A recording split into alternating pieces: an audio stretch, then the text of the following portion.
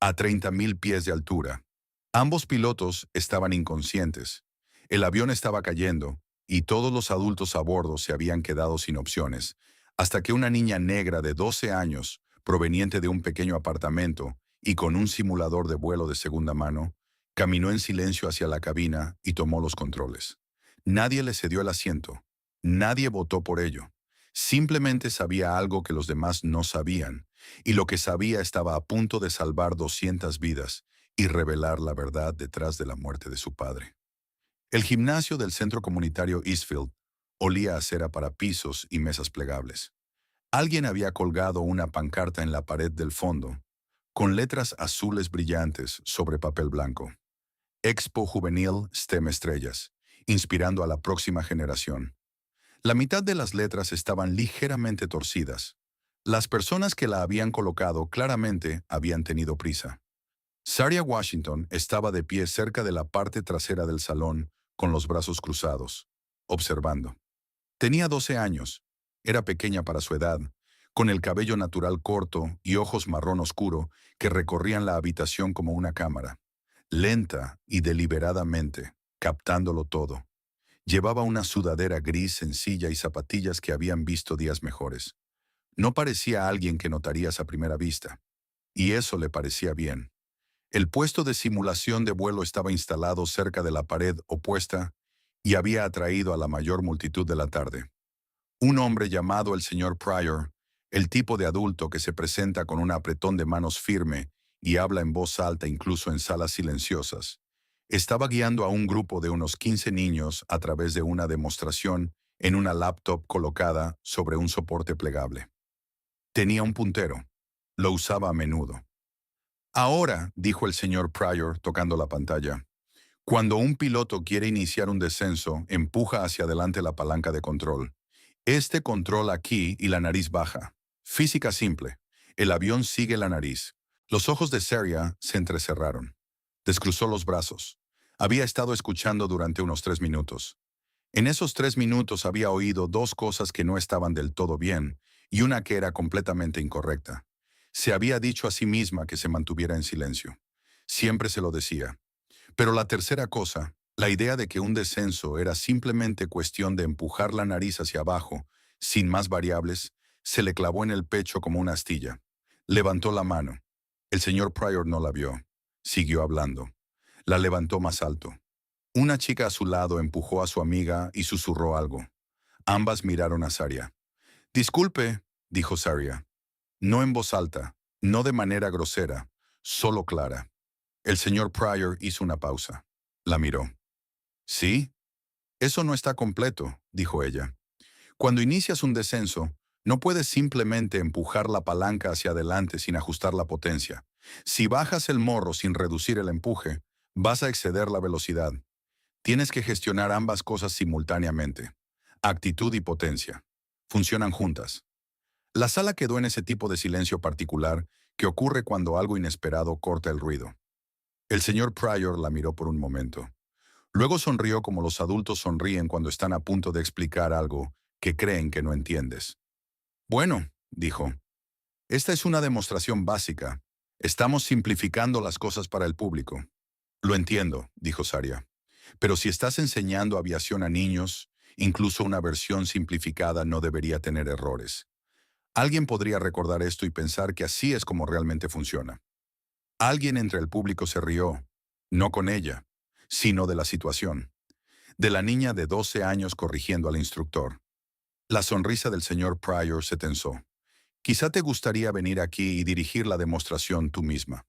Lo dijo como la gente dice las cosas cuando está segura de que no aceptarás. Saria caminó hasta la mesa. Se sentó frente a la laptop. El simulador era un programa de nivel de consumo. Ella había usado mejores, pero conocía la interfaz. Configuró un escenario en unos 30 segundos. Altitud de crucero, condiciones estándar, una solicitud de descenso entrante del control de tráfico aéreo. Luego explicó el proceso mientras lo ejecutaba. Reducción de potencia primero, ajuste de trimado, control del ángulo de cabeceo, tasa de descenso estable, velocidad dentro de los límites. Narró cada paso con sencillez, sin presumir, como alguien explicando cómo atarse los zapatos. Cuando terminó, el avión en la pantalla se niveló exactamente a la altitud objetivo. Se levantó y dio un paso atrás de la mesa. La habitación volvió a quedarse en silencio, pero esta vez de una manera distinta. El señor Pryor se aclaró la garganta. ¿Dónde aprendiste eso? De mi papá, dijo Saraya, y luego regresó al lugar donde había estado de pie. Esta vez nadie se rió. El lunes después de la Expo STEM, Saraya estaba sentada en la silla afuera de la oficina de la directora Graves en la escuela secundaria Lakeview. La silla tenía una pequeña grieta en el vinilo a lo largo del apoyabrazos derecho. Se había sentado en ella suficientes veces como para haberlo notado. La directora Graves era una mujer de rostro redondo con gafas de lectura, que llevaba colgadas del cuello con una cadena de cuentas. Se inclinó hacia adelante sobre su escritorio, con una expresión que intentaba ser genuinamente comprensiva, pero no lo lograba del todo. Saria, dijo, tus profesores tienen preocupaciones reales. No se trata de tu inteligencia. Todos están de acuerdo en que eres brillante. Se trata de tu participación, de cómo interactúas en el aula. Saria no dijo nada. La señora Ellison dice que la corregiste delante de la clase otra vez el martes pasado. Dijo que los hermanos Wright volaron durante 30 segundos en Kitty Hawk. Fueron 12 segundos en el primer vuelo. Eso puede ser exacto, pero es un hecho de clase. El hecho estaba equivocado. La directora Graves dejó el bolígrafo sobre el escritorio. ¿Ves? Este es el patrón. No es lo que dices, es cómo lo dices. Eres callada, te aíslas. Y luego, cuando hablas, resulta combativo para los otros estudiantes y para los profesores. Saria miró la pared detrás de la cabeza de la directora. Había un póster enmarcado de una montaña con una frase motivacional en la parte inferior. Lo había leído tantas veces que podía recitarlo de memoria. No estoy tratando de ser combativa, dijo. Simplemente no me interesa fingir que las cosas son verdad cuando no lo son. La directora Graves suspiró, un suspiro largo y paciente que llevaba consigo mucho cansancio acumulado. He hablado con tu tía Danielle. Ambas creemos que podría ayudarte a participar en algunas actividades grupales. El club de ciencias, quizá algo más social. Saria asintió una vez, no porque estuviera de acuerdo, sino porque la conversación claramente había terminado. Se levantó, recogió su mochila. ¿Puedo volver a clase? La directora Graves la observó con una expresión difícil de descifrar. «Sabes», dijo en voz baja, «a veces está bien dejar que los demás se acerquen». Saria se detuvo en la puerta. «Lo sé», dijo y se fue. Daniel Washington tenía 34 años y llevaba 2 años criando a Saria, y aún así no había terminado de descubrir cómo hacerlo. Había crecido siendo la hermana fácil, la que se reía con rapidez, hacía amigos sin esfuerzo, se movía por el mundo con una calidez sencilla que su hermano mayor Marcus siempre había admirado. Marcus, que había sido cuidadoso, callado y brillante, que amaba tanto a su hija, que incluso verlo con ella desde el otro lado de una habitación se sentía como presenciar algo privado. Y luego Marcus desapareció, y de repente la pequeña niña cuidadosa, callada y brillante, se convirtió en responsabilidad de Daniel, y nada en la vida de Daniel la había preparado para eso. Esa noche, estaba sentada en la mesa de la cocina con una taza de té, enfriándose a su lado, observando a Saria cenar frente a ella. El apartamento estaba limpio, pero no era grande. 2 habitaciones, una cocina que también hacía de comedor, ventanas que daban al estacionamiento del edificio de enfrente. «La señora Graves me llamó», dijo Daniel. «Lo sé», respondió Saria. «Estaba leyendo algo en su teléfono mientras comía, algún tipo de manual de aviación». Daniel podía ver los diagramas. «¿Puedes dejar eso mientras cenas?» Saria lo puso boca abajo sobre la mesa. Daniel envolvió la taza con ambas manos. «Cariño, no estoy tratando de regañarte. Solo quiero entender qué está pasando en la escuela». «No está pasando nada». «Eso no es lo que dice la señora Graves». «La señora Graves piensa que soy difícil porque no finjo estar de acuerdo con cosas con las que no estoy de acuerdo». Daniel apretó los labios. «¿Sabes lo que me dijo?», dijo, y cito a Saria. «Parece que ella está en otro lugar la mayor parte del tiempo». Saria recogió su tenedor y lo volvió a dejar. «Estoy bien, tía Daniel. Tienes 12 años y pasas cada tarde en tu habitación con ese simulador de vuelo. Y no tienes ningún amigo que yo conozca. Y sí tengo amigos. Nombra uno. Hubo una pausa pequeña y honesta que decía más de lo que Saria quería que dijera. Daniel se suavizó, se inclinó sobre la mesa y tocó la mano de su sobrina. Sé que lo extrañas, dijo. Yo también lo extraño, todos los días. Pero cariño, me preocupa que los aviones, el simulador, todo eso, me preocupa que no te esté ayudando a seguir adelante. Me preocupa que te esté manteniendo estancada. Soria miró por un momento la mano de su tía sobre la suya. Cuando levantó la vista, sus ojos estaban tranquilos y firmes. No me está manteniendo estancada, dijo en voz baja. Es lo único que tiene sentido para mí. Daniel no tuvo respuesta para eso. Soltó su mano, tomó su té frío y terminaron la cena en un silencio que no era del todo cómodo, pero tampoco completamente incómodo. Más tarde esa noche, después de que el apartamento quedó en silencio y la franja de luz bajo la puerta del dormitorio de Daniel se apagó, Soraya fue a su habitación y se sentó en el escritorio de la esquina. La configuración del simulador era más seria que la mayoría de los niños de 12 años habría montado. Había pasado 2 años construyéndolo. Un yugo y un cuadrante de potencia de segunda mano que había encontrado en línea y para los que había ahorrado poco a poco. 4 pedales de timón hechos a partir de equipo de videojuegos modificado. 3 monitores colocados uno al lado del otro. El software era de nivel profesional. Había aprendido a configurarlo en foros, en manuales, en las notas que su padre había dejado. Se puso los auriculares, cargó el escenario en el que había estado trabajando toda la semana y despegó el avión. El ejercicio de esa noche era una emergencia por fallo de motor. Durante el vuelo de crucero, uno de los motores falla sin previo aviso. El escenario obliga a una secuencia rápida. Identificar el motor averiado, controlar el empuje asimétrico, declarar emergencia con el control de tráfico aéreo, calcular si desviar o continuar, y configurar la aproximación y el aterrizaje con un solo motor. Lo ejecutó 3 veces. La primera vez identificó correctamente el fallo, pero perdió altitud antes de compensar. La segunda vez estabilizó la aeronave, pero calculó mal la velocidad de aproximación y tuvo que hacer un motor y al aire. La tercera vez aterrizó limpiamente. Se quitó los auriculares y se recostó en la silla. En una esquina del escritorio, bajo una pequeña pila de libros de aviación, había una fotografía. No necesitaba mover los libros para verla. La había memorizado. Su padre en el asiento izquierdo de una pequeña aeronave de entrenamiento, con la puerta abierta, gafas de sol puestas, sonriendo a quien fuera que sostenía la cámara. Se veía feliz. De esa manera en que la gente se ve feliz cuando está exactamente donde quiere estar. No luches contra el avión, solía decir. Escúchalo. Cada sistema te está diciendo algo. Solo tienes que aprender el lenguaje. Apagó los monitores y se preparó para dormir. El viaje a Denver había sido planeado desde hacía 3 semanas. Era una visita de fin de semana. 2 noches en un hotel. Algunas reuniones que Daniel había organizado en silencio, sin explicarlas del todo. Cuando Saria había preguntado a quién iban a visitar, Daniel había dudado un segundo de más antes de decir, un antiguo colega de tu padre, alguien que quiere conocerte. Esa pausa se le había quedado grabada a Saria.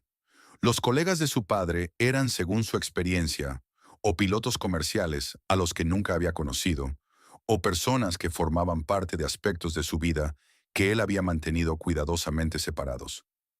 No hizo más preguntas. Lo archivó. El aeropuerto era Midland Regional, no muy grande. 2 salas de embarque, un puñado de puertas y un kiosco de café al que Daniel fue directamente. Saria se quedó cerca de las ventanas mirando los aviones en la pista. El avión en su puerta era un reactor regional de tamaño medio, una configuración de fuselaje estrecho que reconoció por la forma de la cola. Observó al personal de tierra trabajando alrededor, a los encargados de equipaje cargando la parte trasera, al camión de combustible alejándose.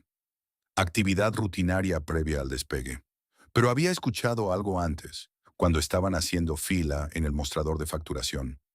2 miembros de la tripulación, uno con uniforme de piloto, otro con una chaqueta de mantenimiento, estaban cerca del mostrador manteniendo una conversación que claramente pensaban que era privada. Ella había captado fragmentos. Algo sobre una revisión de mantenimiento, algo sobre un retraso en la firma del registro, algo sobre que todo estaba bien. Siempre estaba bien. Había observado primero al trabajador de mantenimiento alejarse, y había algo en su forma de caminar, sin prisa, despreocupado. Eso le inquietó más que las palabras en sí. No le dijo nada a Daniel. Lo guardó para sí. La zona de pasajeros se fue llenando poco a poco. Saria se acomodó en el asiento de la ventanilla. Lo había elegido específicamente, como siempre, y observó la zona de embarque mientras Daniel se sentaba a su lado y empezaba a revisar el correo en su teléfono. Al otro lado del pasillo, un hombre con un traje gris oscuro ya estaba en una llamada incluso antes de que se cerrara la puerta de embarque. Era el tipo de hombre que llenaba el espacio a su alrededor. Hombros anchos, voz fuerte, la confianza particular de alguien que nunca ha sido hecho sentir pequeño. Le decía a alguien por teléfono que la reunión en Denver cerraría el trato, que la otra parte ya no tenía margen de maniobra, que estaría en casa para la noche del domingo. Su nombre, que Saraya escucharía después a una azafata mencionar, era el señor Callaway. Tenía el asiento de ventanilla al otro lado del pasillo y ya estaba visiblemente irritado por lo mucho que estaba tardando el proceso de embarque. Unas filas más adelante, un hombre estaba sentado solo en un asiento de pasillo, leyendo una novela de bolsillo. Tendría unos 50 años, con el cabello entrecano y esa forma relajada y eficiente de moverse que a veces tienen las personas que han pasado mucho tiempo en entornos profesionales, donde la calma física es una habilidad. Vestía de forma sencilla, pantalones caqui, camisa con cuello, una chaqueta gastada. Llevaba una pequeña maleta de mano que había colocado él mismo sin pedir ayuda. La etiqueta con su nombre en la chaqueta, que Saraya apenas podía distinguir desde su asiento, decía algo sobre una certificación de mantenimiento aeronáutico. Alcanzó a captar parte de la palabra antes de que él se moviera en su asiento. Dos filas detrás de Uraya y Daniel. Un hombre estaba sentado solo en un asiento del medio, lo cual era inusual. La mayoría de las personas a las que les toca un asiento central en un vuelo regional corto se acomodan con una resignación visible. Sacan el teléfono, se ponen auriculares, se preparan para el trayecto. Este hombre no hacía nada de eso.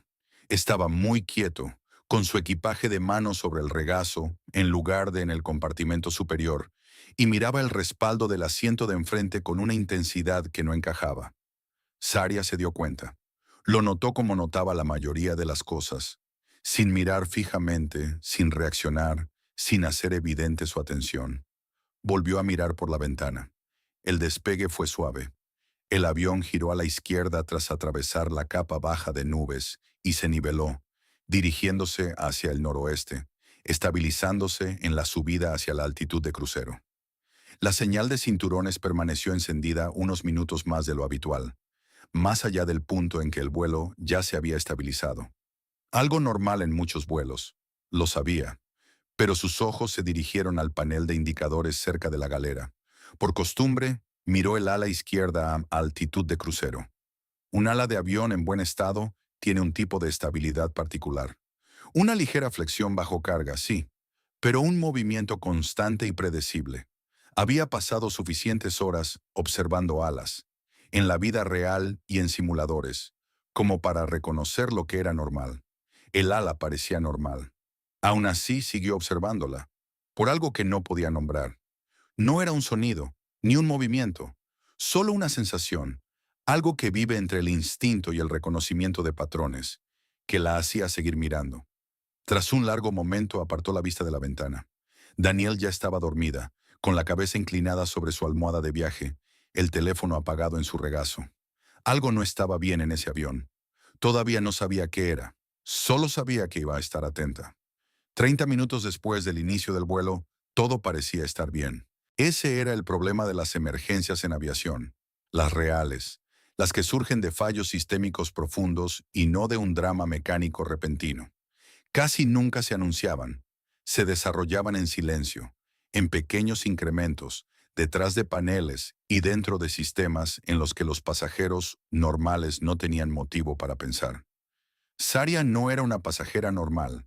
Estaba sentada con las manos dobladas en el regazo y los ojos moviéndose con constancia. Ventanas, paneles superiores, el área de la galera visible al frente de la cabina. La azafata avanzando por el pasillo con el carrito de bebidas. No estaba tensa, estaba escuchando. Su padre le había enseñado eso. Escucha antes de mirar. El avión te dirá cosas que tus ojos pasarán por alto. El sonido del motor fue lo primero en lo que se concentró. A altitud de crucero, el zumbido de fondo de los motores debería ser constante. Un tono suave y en capas que cambia ligeramente durante los ajustes de empuje, pero mantiene un carácter base reconocible. Había aprendido ese sonido en decenas de vuelos. Lo había reforzado con horas de audio de simulador. Lo había afinado con grabaciones que su padre había guardado en un viejo disco duro que ella encontró entre sus cosas. El motor derecho sonaba bien. El motor izquierdo, el que estaba bajo su ala, tenía algo en su ritmo que no estaba del todo bien. No era exactamente un sonido, más bien una textura, una microvariación en el tono que aparecía y desaparecía en un intervalo demasiado regular para ser vibración mecánica y demasiado sutil para ser evidente. Siguió escuchando. Contó el intervalo, aproximadamente cada 45 a 50 segundos. La textura cambiaba muy levemente, casi imperceptible, a menos que se prestara atención específica a esa frecuencia del sonido. Miró de nuevo hacia el ala izquierda. Nada visible, pero no esperaba ver nada. El motor izquierdo estaba delante del ala. Podía ver la góndola desde su asiento y parecía normal. Lo que fuera que causaba esa microvariación era interno. Patrón a nivel de sistema, según las notas de entrenamiento de su padre. Inestabilidad del sistema. No turbulencia, no daño mecánico. Algo en el ciclo de entrega de potencia. Sacó la pequeña libreta que siempre llevaba en el bolsillo de su sudadera y escribió una sola línea. Ritmo oscilante. Bar intervalo 45 a 50 segundos. No es turbulencia. 2 filas atrás, el hombre con el equipaje de mano sobre el regazo tenía los ojos abiertos. No estaba leyendo. No estaba en su teléfono. Estaba sentado de la misma forma que Saria había estado. Quieto, atento, mirando a nada en particular, salvo que cada pocos minutos su mirada se dirigía al mismo punto. El panel frontal izquierdo de la cabina, donde un pequeño panel cubría lo que ella sabía que era un punto de acceso a equipos. Lo miraba apenas un segundo, luego apartaba la vista, luego volvía a mirar. Ella observó esto sin parecer que lo hacía. También había aprendido eso. Atención periférica, lo llamaba su padre. Útil en cabinas de mando porque no puedes mirar todos los instrumentos a la vez. Útil en la vida por razones similares. La tercera vez que los ojos del hombre se dirigieron a ese panel, se movió en su asiento y pasó la bolsa de su regazo al suelo, entre sus pies. Lo hizo con la mano derecha. Su mano izquierda, notó ella, descansaba sobre el reposabrazos y sus dedos golpeaban. No era el golpeteo rítmico y ocioso de alguien aburrido. Era un patrón distinto, demasiado rápido, demasiado irregular. Estaba nervioso por algo. Más adelante, el hombre con la chaqueta gastada había cerrado su libro de bolsillo. Estaba sentado con la cabeza ligeramente inclinada, y Saria reconoció esa postura. Era la postura de alguien que escucha algo fuera de la conversación que aparenta tener consigo mismo. Ella misma había adoptado esa postura en la Expo STEM. Él estaba prestando atención al avión. Estaba casi segura de ello. Al cabo de un momento, se giró y miró por su ventana, en el lado izquierdo del avión, hacia adelante.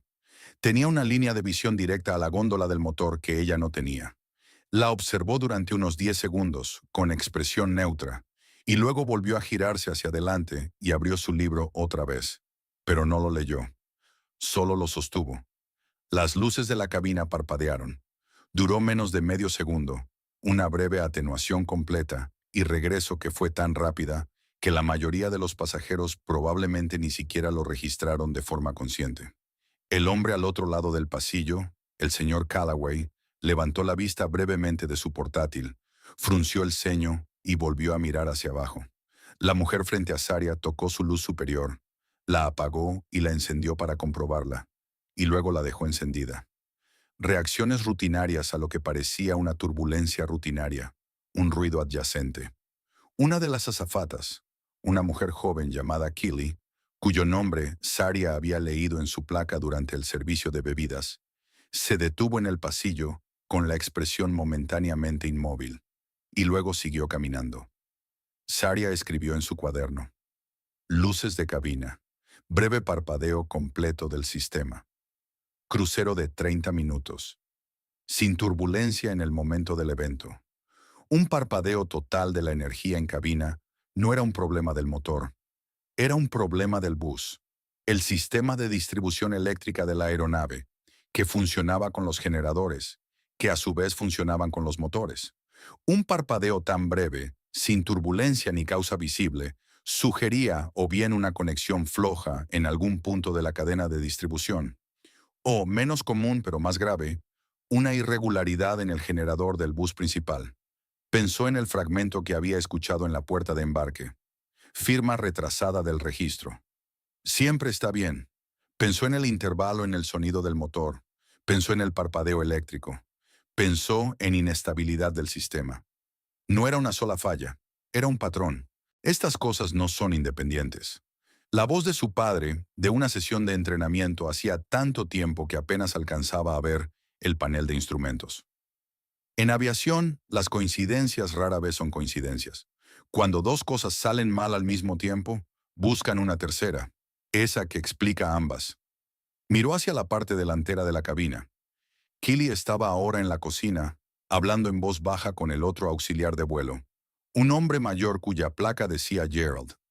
La expresión de Gerald era la neutralidad practicada de alguien que pasa mucho tiempo sin alarmar a los pasajeros.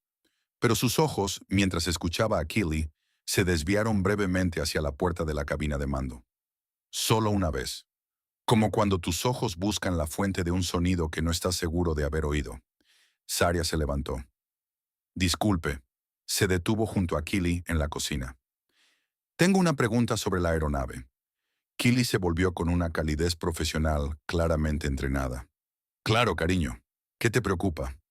Las luces de la cabina parpadearon hace unos minutos, y he estado notando una irregularidad en el sonido del motor izquierdo. Una variación de ritmo en un ciclo de aproximadamente 45 segundos. Creo que podría haber un problema con el bus eléctrico conectado al generador izquierdo. La expresión de Keely se mantuvo estable, pero algo en sus ojos cambió. Un breve reajuste. Miró a Gerald, que se había girado ligeramente hacia ellos. Eso... Keely eligió sus palabras con cuidado. Cariño, las luces parpadean a veces. La presión del aire, el flujo de aire, puede causar pequeñas fluctuaciones. Nada de qué preocuparse. No fue una fluctuación de flujo de aire, dijo Saria. Mantuvo la voz baja y firme. Fue un evento de toda la cabina, todas las luces al mismo tiempo. Eso es un evento del bus, no algo localizado, y coincidió con el cambio en el ritmo del motor que he estado observando. Gerald había dejado lo que tenía en las manos. ¿Cuántos años tienes? 12. Pero he estado estudiando aviación la mayor parte de mi vida y uso un simulador de vuelo de nivel profesional. No estoy adivinando. Hizo una pausa. Solo creo que alguien en la cabina de mando debería saber esto. Los dos auxiliares de vuelo intercambiaron una mirada. Fue breve, pero Saria sabía interpretarlas. Decía: este niño está diciendo algo extraño y no sé cuán en serio tomarlo. Se lo mencionaré al capitán, dijo Keely. Su tono era el de alguien que casi con seguridad no iba a mencionarlo al capitán. Gracias por avisarnos. Saria la miró un momento, luego asintió y regresó a su asiento. Seguía observando al hombre del asiento central cuando ocurrió. Había estado quieto durante un rato, lo suficiente como para que ella se preguntara si lo había interpretado mal, si aquella energía nerviosa era solo ansiedad de viaje, nada más. Pero ahora estaba de pie, sosteniendo su equipaje de mano, mirando hacia la parte trasera del avión. Dijo algo al pasajero de al lado, una palabra educada, de las que se dicen cuando te abres paso, y se movió hacia el pasillo. Caminó hacia la parte trasera del avión. Pasó junto a los baños, más allá de la fila de salida de emergencia, y redujo ligeramente la velocidad, deteniéndose apenas cerca del panel de acceso al equipo en la parte trasera, en el lado izquierdo del fuselaje. Desde su asiento, ella no pudo ver qué ocurrió después, pero regresó a los baños por apenas 60 segundos antes de volver a caminar por el pasillo, con la bolsa sobre el hombro y una expresión completamente compuesta, demasiado compuesta. La compostura de alguien que había hecho algo y ahora estaba actuando deliberadamente. Tranquilo. Saria escribió en su cuaderno. SQ. Pasajero zona panel trasero, 60 segundos. Bolsa en mano. Ambas direcciones. SQ. Sospechoso. Silencioso. Había inventado esa notación ella misma. El avión se inclinó, no violentamente, no con la sacudida brusca de una turbulencia severa. Fue un movimiento más suave, más extraño. Una diferencia repentina, como si una de las alas hubiera perdido momentáneamente una fracción de sustentación en relación con la otra. El avión se recuperó en 2 o 3 segundos. La mayoría de los pasajeros lo percibieron como una ligera turbulencia y volvieron a sus pantallas. Pero la recuperación no se sintió limpia. Se sintió corregida, como si el piloto automático hubiera detectado algo y compensado, que era exactamente para lo que estaba diseñado, excepto que la corrección había sido ligeramente exagerada, un poco sobreregulada para la magnitud de la desviación. Saria sabía cómo se sentía eso. Había provocado oscilaciones similares en su simulador para probar el comportamiento del piloto automático. Ese patrón de sobrecorrección era característico de un sistema trabajando más de lo debido, luchando contra una tendencia en lugar de mantener un vuelo estable. El tono del motor izquierdo, el parpadeo eléctrico, la fluctuación de altitud. Entonces lo sintió.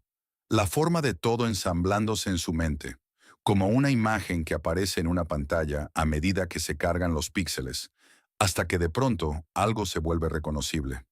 Esto no es aleatorio. Son síntomas de una misma falla subyacente. Miró al hombre del asiento del medio. Ya estaba de vuelta en su sitio, con la bolsa nuevamente entre sus pies, la mano izquierda apoyada en el reposabrazos. Sus dedos habían dejado de golpear.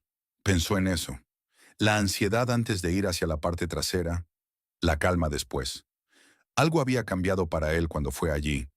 Dejó el bolígrafo y miró el ala izquierda durante un largo momento.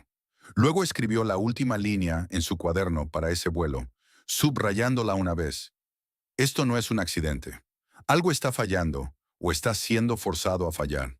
Cerró el cuaderno, lo sostuvo con ambas manos y miró hacia la parte delantera del avión, donde la puerta de la cabina estaba cerrada y asegurada, y pensó en lo que vendría después. La primera alarma no se fue acumulando poco a poco. Simplemente llegó. Un segundo, la cabina era normal. El señor Callaway escribiendo en su portátil. La mujer en el asiento 14C viendo algo en su tableta. Un bebé 3 filas atrás emitiendo ese suave sonido exploratorio que hacen los bebés cuando aún no están molestos, pero están a punto de estarlo. Al siguiente segundo, un tono agudo y repetitivo atravesó todo desde la parte delantera, y el avión se estremeció de una forma que no tenía nada que ver con la turbulencia. Fue un estremecimiento total, de todo el cuerpo, del tipo que proviene de algo que cambia en la planta de energía, no del aire moviéndose de forma incorrecta fuera del fuselaje. Saria lo sintió a través de la estructura del asiento, de los reposabrazos, de las suelas de sus zapatos contra el suelo de la cabina. Ya lo había sentido antes en su simulador. Un escenario de fallo doble que su padre había programado él mismo, etiquetado con su letra en una nota adhesiva en el monitor. ¿Qué pasa cuando dos cosas fallan al mismo tiempo? Ya estaba inclinándose hacia adelante en su asiento cuando cayeron las máscaras de oxígeno. Descendieron en un solo movimiento sincronizado desde todos los paneles superiores a la vez, las copas amarillas balanceándose en sus tubos de plástico, las pequeñas bolsas aún sin inflarse, esperando a que el pasajero tirara del tubo para llenarse. La cabina se llenó de inmediato con un tipo de sonido que no tiene un buen nombre.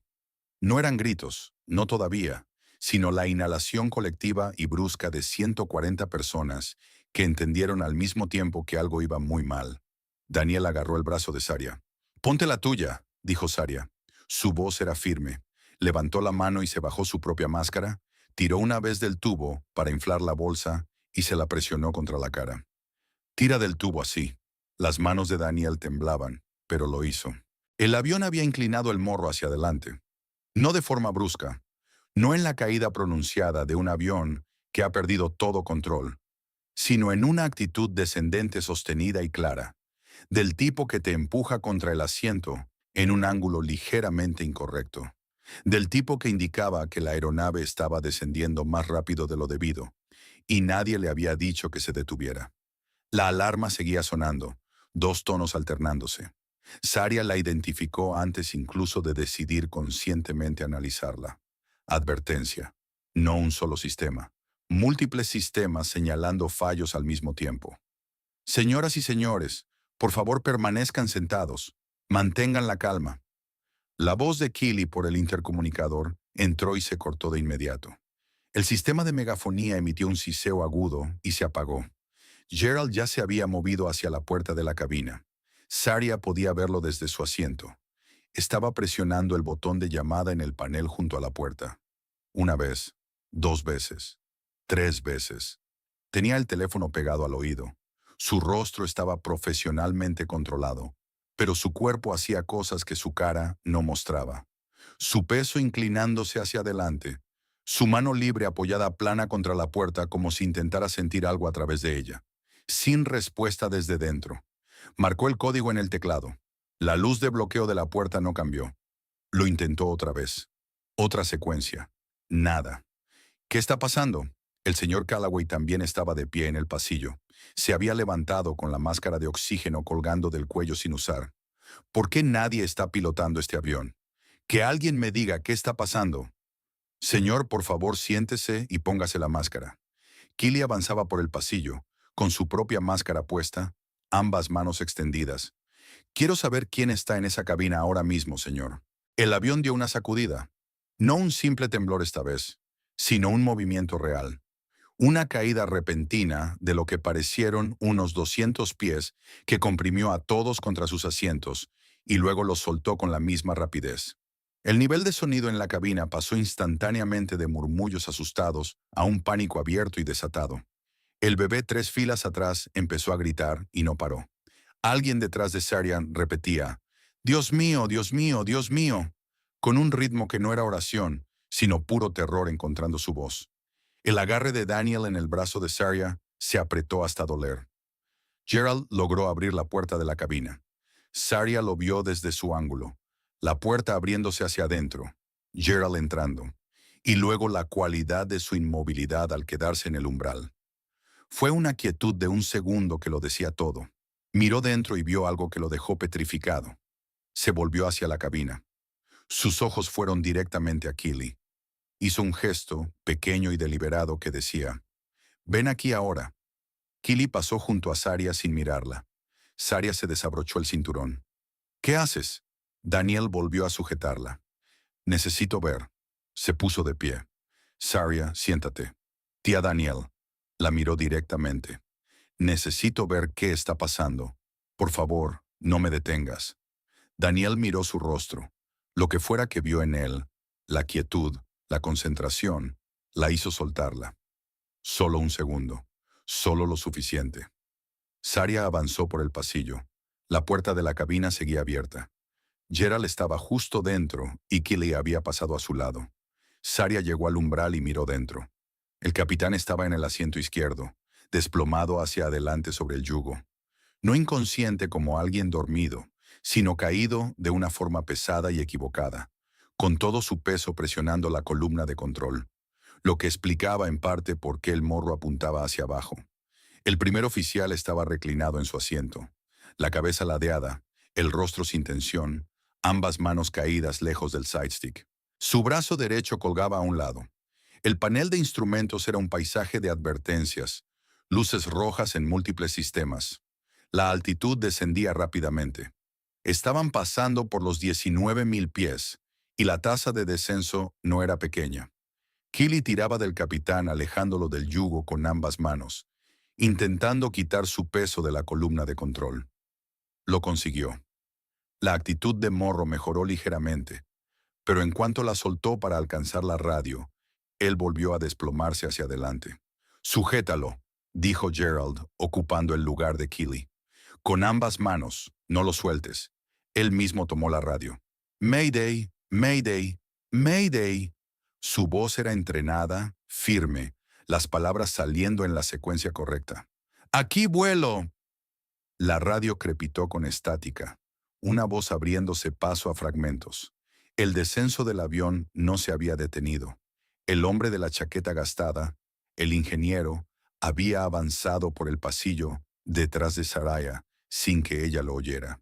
Lo percibió antes de verlo, y cuando se giró, él estaba allí, mirando más allá de ella hacia la cabina, con la expresión de alguien haciendo cálculos a toda velocidad.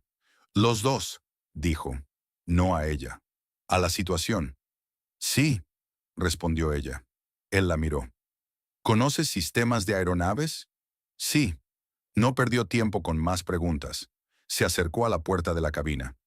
Soy ingeniero de mantenimiento fuera de servicio. Déjenme entrar. ¿Puedo ayudar?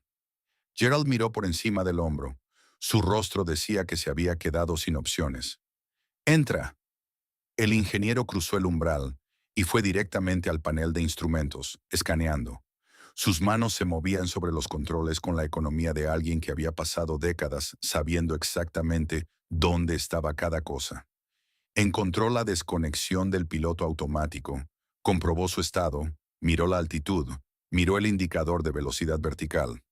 El piloto automático está luchando contra un fallo de trim, dijo. El peso del capitán sobre el yugo lo empeoró. Ahora está intentando corregir una entrada falsa. Alcanzó la rueda de trim. El avión respondió.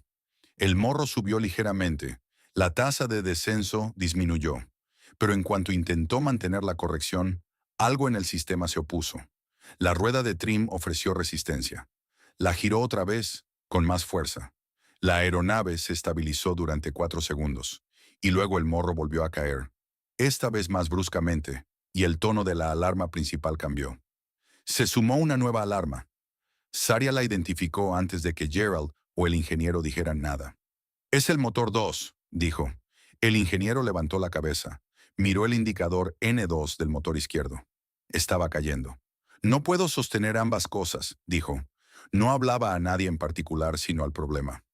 No puedo gestionar el fallo de trim y un motor fallando desde este asiento sin la intervención de un piloto. No tengo la autoridad de control desde aquí. Se volvió hacia Gerald. ¿Hay algún piloto viajando como pasajero en la lista? No. ¿Algún pasajero con experiencia de vuelo? Hubo 2 segundos de silencio. Saria cruzó la puerta de la cabina. Nadie se movió por un momento. Las alarmas seguían sonando. La altitud seguía cayendo. La aeronave hacía lo que hace un avión sin una gestión adecuada. Intentaba, lenta y persistentemente, salirse del vuelo controlado. Y lo único entre una situación controlada y algo mucho peor era un piloto automático parcialmente funcional y un ingeniero que ya había dicho que no podía sostenerlo solo. Al avión no le importaba que la persona que daba un paso al frente tuviera 12 años.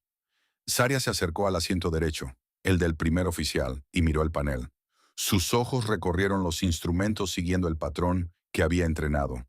Horizonte artificial, velocidad, altímetro, velocidad vertical, instrumentos de motor, panel eléctrico, estado de combustible. 6 segundos de escaneo, como su padre le había enseñado. Sin leer todavía los números individuales, solo captando el conjunto. El conjunto era malo, pero no irrecuperable. Aún no. Sáquenlo del asiento, dijo. Se refería al primer oficial. Su voz salió plana, funcional. Está demasiado cerca de los controles. Gerald y el ingeniero se miraron. Es una niña, empezó Gerald. Sé lo que hago. No lo dijo en voz alta. Lo dijo como decía las cosas cuando necesitaba que encajaran con precisión. Conozco este sistema de aeronave. He ejecutado esta simulación. Ahora mismo el piloto automático está intentando corregir el fallo de trim y está usando una referencia incorrecta porque el peso del capitán generó una entrada falsa. Necesito desconectar el piloto automático, corregir manualmente el trim y luego restablecer una actitud estable. Puedo hacerlo, pero necesito 30 segundos y necesito que lo saquen de ese asiento. Desde la puerta de la cabina, la voz de Daniel. Saria, tía Daniel, no miró hacia atrás. Necesito que vuelvas y mantengas a los pasajeros tranquilos. Ahora mismo. Eso es lo más importante que puedes hacer. ¿Puedes hacerlo? Una pausa. Luego, desde la puerta, la voz del señor Calloway. ¿De verdad van a dejar que una niña? Señor, la voz de Daniel lo interrumpió, más dura de lo que Seria la había oído jamás. Si tiene licencia de piloto, este sería el momento de decirlo. De lo contrario, dé un paso atrás. Silencio por parte de Calloway. Muévanlo, dijo Daniel, y miró a Gerald con una expresión que resolvió la cuestión. El ingeniero ayudó a Gerald a mover al primer oficial hacia atrás en el asiento, apartándole los brazos de los controles. El hombre respiraba. Ambos pilotos respiraban, pero ninguno respondía. Lo que fuera que los había derribado, lo había hecho rápido. Saria se sentó en el asiento derecho. Se colocó el cinturón con el movimiento automático de alguien que lo había hecho 1000 veces en la práctica y que ahora lo hacía de verdad. Puso ambas manos en el side stick, el control del asiento derecho en este tipo de avión, y sintió la resistencia. El piloto automático seguía activado, y no estaba nada contento. «Dame la desconexión del piloto automático», le dijo al ingeniero. «¿Estás segura? Si lo desconecto manualmente, asumirás un estado de compensación comprometido». «Está bien, sé cómo se sentirá. Lo que no puedo hacer es luchar contra el piloto automático y un fallo de trimado al mismo tiempo. Necesito que se desconecte». Él se inclinó hacia el panel. En el momento en que el piloto automático se desconectó, ella lo sintió. El verdadero estado del avión transmitiéndose a través del sidestick, como una conversación. El morro quería caer. El ala izquierda quería descender. El trimado estaba ligeramente hacia abajo por el episodio de peso del capitán, y el sistema aún no lo había corregido. No era violento, era insistente. Era un avión que quería ir a un lugar al que ella no quería que fuera, y su trabajo era convencerlo de lo contrario. Aplicó presión hacia atrás, firme, controlada, sin luchar. Su mano izquierda encontró el trim casi por instinto y lo ajustó, buscando el punto neutro, observando el indicador de actitud. El morro subió, el ala izquierda se elevó, el indicador de velocidad vertical se desaceleró en su descenso, se estabilizó y luego se invirtió. El avión se niveló. No perfectamente. Aún había una ligera tendencia a inclinarse a la izquierda, y los instrumentos del motor izquierdo no mostraban buenos valores, pero el descenso descontrolado se había detenido. La alarma principal bajó de su tono más agudo a uno más bajo y constante. Seguía siendo alarmante, pero ya no era «todo está mal», sino «algunas cosas están mal». En la cabina de pasajeros, oyó el cambio en el sonido ambiente, el paso de un pánico sostenido a algo menos definido. Los gritos habían cesado, el llanto no, pero el llanto era manejable. Significaba que la gente aún podía sentir algo distinto al terror absoluto.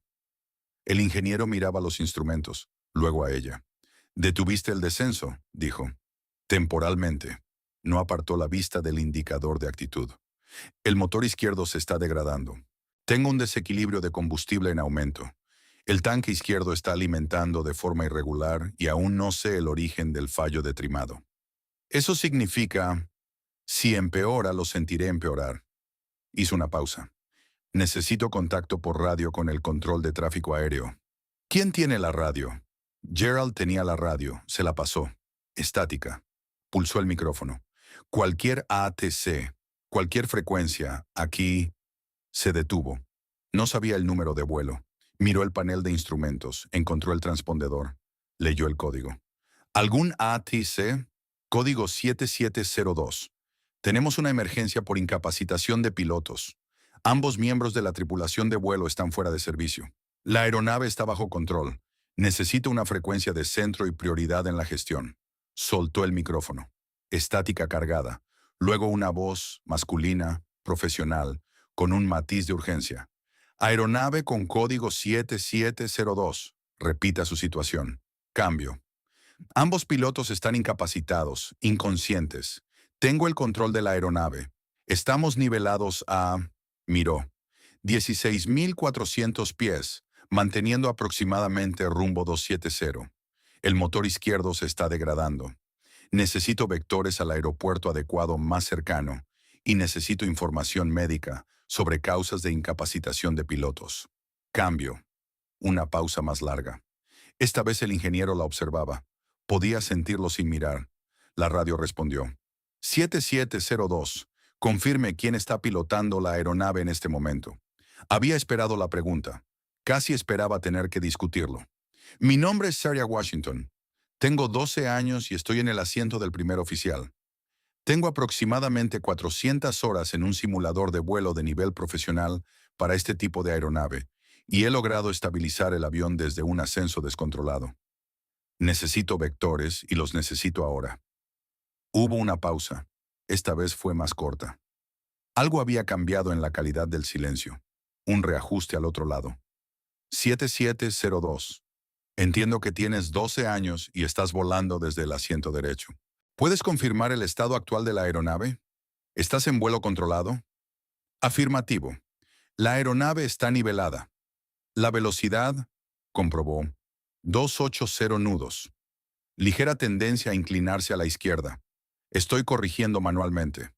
El motor izquierdo está degradándose, actualmente al 82% y bajando.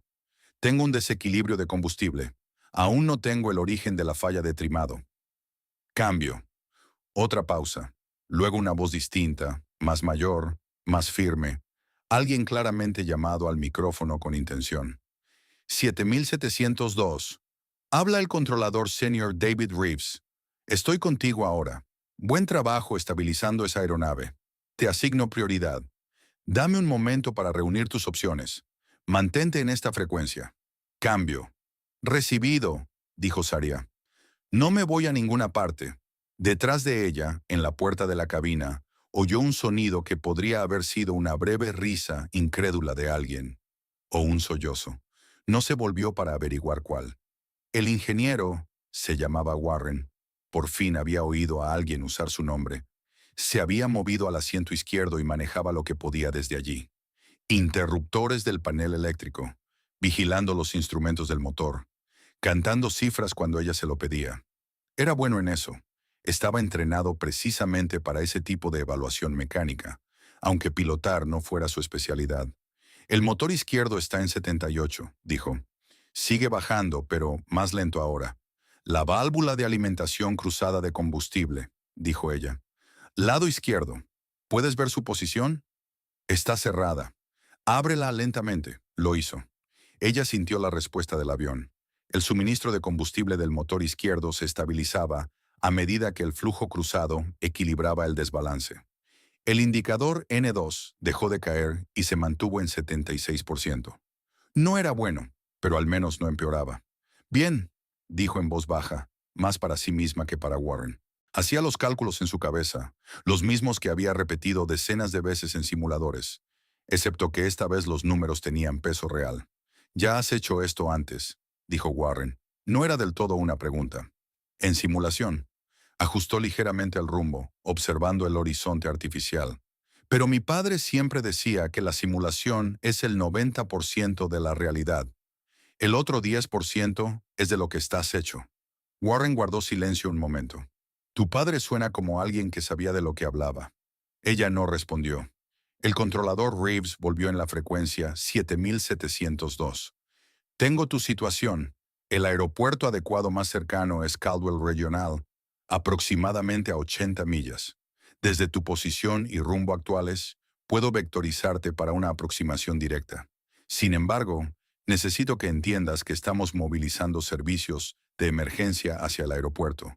Pero con tu tasa de descenso actual y el estado de los motores, vas a tener que gestionar cuidadosamente la velocidad en la aproximación. ¿Estás familiarizada con el procedimiento de aproximación ILS? Cambio. Afirmativo, dijo ella. Pero quiero señalar algo primero. El estado de mi motor no corresponde a una falla mecánica normal. Creo que esta aeronave fue saboteada deliberadamente. Tengo un pasajero al que he estado siguiendo desde antes del despegue que hizo contacto con un panel de equipo trasero hace aproximadamente 40 minutos. El patrón de fallas que estoy gestionando es escalonado y temporizado. Esto no es una falla de mantenimiento. Cambio. Podía sentir la mirada de Warren sobre ella. Ella mantuvo los ojos en los instrumentos. La pausa del controlador fue más larga esta vez. 7702. Recibido. Estoy registrando esa información y notificando a las autoridades correspondientes. Ahora mismo mi prioridad es llevarte a ti y a esos pasajeros a tierra de forma segura. Podemos encargarnos del resto después. ¿De acuerdo? De acuerdo, dijo ella. Pero necesito que alguien se asegure de que ese pasajero no tenga acceso a más sistemas de la aeronave. Cambio. Entendido. ¿Puede encargarse la tripulación de cabina? Ella miró por encima del hombro. Gerald estaba en la puerta. ¿Gerald? El hombre que estaba sentado en el asiento del medio, 2 filas detrás de nosotros.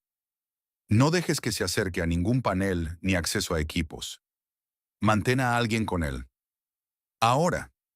Gerald asintió y desapareció en la cabina. Ella volvió a mirar los instrumentos. El desequilibrio de combustible se había estabilizado, pero no se había resuelto. El motor izquierdo se mantenía al 76%. La falla de trim seguía presente, una molestia persistente de bajo nivel en el side stick que estaba compensando con una presión constante hacia atrás. Era manejable, pero cansaba de una forma que no había anticipado. Los controles de una aeronave real tenían una retroalimentación que los simuladores imitaban, pero no podían reproducir completamente. Sus antebrazos ya empezaban a resentirlo. Ajustó su agarre y mantuvo el morro donde debía estar. «Warren», dijo. «Sí, la falla de trim. Necesito encontrar el origen. ¿Qué sistemas podrían crear una tendencia de trim hacia abajo en este tipo de avión?» Él guardó silencio un momento, pensando. Falla en el actuador del estabilizador, o menos común, un error de entrada en la computadora de control de cabeceo. Miró el panel superior. O algo físico, algo que se haya introducido en el sistema. Dijo la última parte con cuidado. Ambos sabían a qué se refería. Ella pensó en el hombre del asiento central, el panel trasero, los 60 segundos. Revisa los disyuntores del circuito de trim de cabeceo, dijo. Todos. Dime si algo parece desconectado o manipulado. Él empezó a comprobarlos. Ella mantuvo el avión nivelado y pensó en lo que sabía y en lo que empezaba a entender sobre por qué habían elegido este avión y por qué este vuelo en particular y qué tenía que ver con un hombre en Denver que había querido conocer a la hija de Marcus Washington. 2 disyuntores, dijo Warren en voz baja. Circuito de monitorización del trim de cabeceo. Ambos desconectados. Ella asimiló que alguien sabía exactamente qué estaba tocando. ¿Confirmado? Sí, respondió Warren. Miró el indicador de actitud. 16.000 pies estables, rumbo oeste-suroeste, hacia una pista que aún no había visto y que no podía visualizar más allá de lo que le decían las cartas en su memoria. 140 personas detrás de ella. 2 pilotos que no podían ayudarla. Un ingeniero haciendo todo lo posible desde el asiento equivocado. Y en algún lugar, en la parte trasera del avión, un hombre que había hecho esto a propósito y ahora estaba sentado en silencio, esperando a ver qué pasaba. Este avión no solo está fallando, dijo, no en voz alta ni de forma dramática, sino con claridad, como cuando se dice algo para que conste. Alguien hizo esto. Warren la miró. Ella activó el micrófono. Reeves 7702 listo para esos vectores. Terminemos con esto, controlador. Reeves llevaba 19 años trabajando en control de tráfico aéreo, y en todo ese tiempo había gestionado 2 emergencias declaradas. Una pérdida de comunicaciones en vuelo y una aeronave que llegó con una falla en el tren de aterrizaje que lo mantuvo sin dormir durante 3 noches. Nunca, en 19 años, había tenido una conversación como esta. Mantuvo la voz firme. Ese era el trabajo. 7702. Vire a la izquierda rumbo 240. Caldwell Regional está a sus 11 en punto, a 81 millas. Vientos en destino 180 a 12 nudos. Se reportan ligeras ráfagas. Servicios de emergencia en posición. Cambio. Copiado. 240. La voz de la chica en la radio era lo más extraño que había encontrado en una carrera llena de cosas extrañas. No por ser joven, sino por lo que no era. No temblaba. No fingía calma como hacen las personas sin entrenamiento cuando intentan sonar tranquilas y no lo logran. Era simplemente firme. Una firmeza que venía de algo real. Saria. Voy a llamarte Saria. ¿Está bien? Sí, está bien. Necesito una imagen completa. Guíame por todo lo que estás gestionando ahora mismo, de arriba a abajo. Ella tomó aire. Él lo oyó, y luego hizo exactamente lo que le había pedido. Lo expuso como una lista de verificación. Piloto automático desconectado. Control manual desde el asiento derecho. Motor izquierdo al 76%, N2. Se mantiene pero no recupera combustible. Alimentación cruzada abierta. Desequilibrio estabilizado pero no resuelto. Falla de trim de cabeceo activa. Dos disyuntores de monitorización confirmados desconectados. Deriva de navegación leve. Corrigiendo con rumbo. Presión hidráulica normal por ahora. Él escribía mientras ella hablaba. El supervisor detrás de él había dejado de fingir que hacía otras cosas y estaba leyendo por encima de su hombro. Ese es un panorama muy completo, dijo Reeves. He estado siguiendo el comportamiento de esta aeronave desde antes del despegue, respondió ella. Tenía 40 minutos de datos antes de que se activara la emergencia. Las fallas no son aleatorias. Están superpuestas de una manera que sugiere que alguien entendía exactamente qué sistemas comprometer para lograr el máximo efecto con la mínima visibilidad inmediata. Su supervisor le puso una mano en el hombro y dijo en voz baja, «Dale todo lo que necesite». Reeves volvió al micrófono. «Entendido. Estoy contigo hasta que llegues a tierra. ¿Qué necesitas de mí ahora mismo? Necesito saber sobre el terreno entre mi posición actual y Caldwell. ¿Hay elevaciones importantes en este rumbo que deba conocer?» Él revisó la carta. «Estás despejada en 240. No hay terreno significativo por encima de 4000 pies dentro de tu corredor. Tienes margen». «Bien», dijo ella. Y luego, tras una breve pausa, «Gracias, señor Reeves». Él no tuvo respuesta para eso. Habría permanecido en frecuencia. A 14,000 pies, la tormenta los encontró. No estaba en el pronóstico cuando el vuelo despegó. Una célula de rápido movimiento que se había desarrollado y desplazado hacia el norte más rápido de lo que los modelos habían previsto. El tipo de clima que le recuerda a todos en la aviación que la atmósfera no lee los informes meteorológicos. La turbulencia llegó primero, ligera y luego moderada, sacudiendo la cabina y empujando la aeronave a izquierda y derecha del rumbo en movimientos que Saria tenía que corregir continuamente. Luego la radio empezó a fallar. 7702, repita. Su altitud, estática. Por encima de 14,000, repita. Está entrecortado. Recibido 14, estática. Mantenga. Lo estamos perdiendo. Espere. Y luego Reeves desapareció. Solo estática. Frecuencia saturada. Nada entraba. Miró la pantalla de navegación. Tenía su posición. Tenía su rumbo. Tenía la información de la carta que Reeves le había dado antes de la interferencia. Y tenía el entrenamiento en su cabeza, el que su padre le había inculcado a lo largo de cientos de horas de instrucción, tanto que ya no se sentía como algo aprendido. Simplemente lo sabía. Podía volar sin radio. Lo había hecho en simulación. Los escenarios de falla de comunicaciones eran parte estándar del entrenamiento de emergencia. Mantener el último rumbo asignado, poner el código 7600 en el transpondedor para indicar falla de radio y continuar hacia el destino. El control aéreo entendería el código. La estarían esperando. Alzó la mano y ajustó el transpondedor. «Interferencia por tormenta», dijo a Warren. «He perdido contacto por radio. Estoy configurando 7600. Mantenemos 240 y seguimos nuestro perfil de altitud». Reeves sabe dónde estamos. Warren estaba observando los instrumentos del motor. El motor izquierdo acaba de bajar a 71. Ella lo procesó. 71%. El N2 aún estaba dentro del rango en el que el motor producía empuje útil. Pero la tendencia no era buena si seguía descendiendo a ese ritmo. Hizo el cálculo mental. Posible apagado del motor en entre 30 y 50 minutos, dependiendo de qué estuviera causando la degradación. ¿Es un problema de combustible o una falla interna?, preguntó. Difícil de decir desde aquí. El flujo de combustible parece, en realidad, ligeramente bajo para el nivel de empuje. Se inclinó hacia adelante. Podría ser un problema en la unidad de control de combustible. Otra falla deliberada. Algo diseñado para activarse lentamente, de forma invisible, durante el vuelo. De acuerdo, dijo ella. Ajustó ligeramente el empuje del motor izquierdo. Contraintuitivo, pero reducir la demanda sobre un sistema que falla a veces prolonga su vida útil. Estoy reduciendo el empuje del motor izquierdo. Nos apoyaremos más en el derecho. Generará tendencia de guiñada. Tendré que trabajar con el timón. ¿Estás segura? Estoy segura. Presionó con el pie derecho el pedal del timón, buscando el punto de equilibrio. La aeronave se estabilizó. ¿Ves? Warren soltó el aire lentamente. Sí, dijo en voz baja.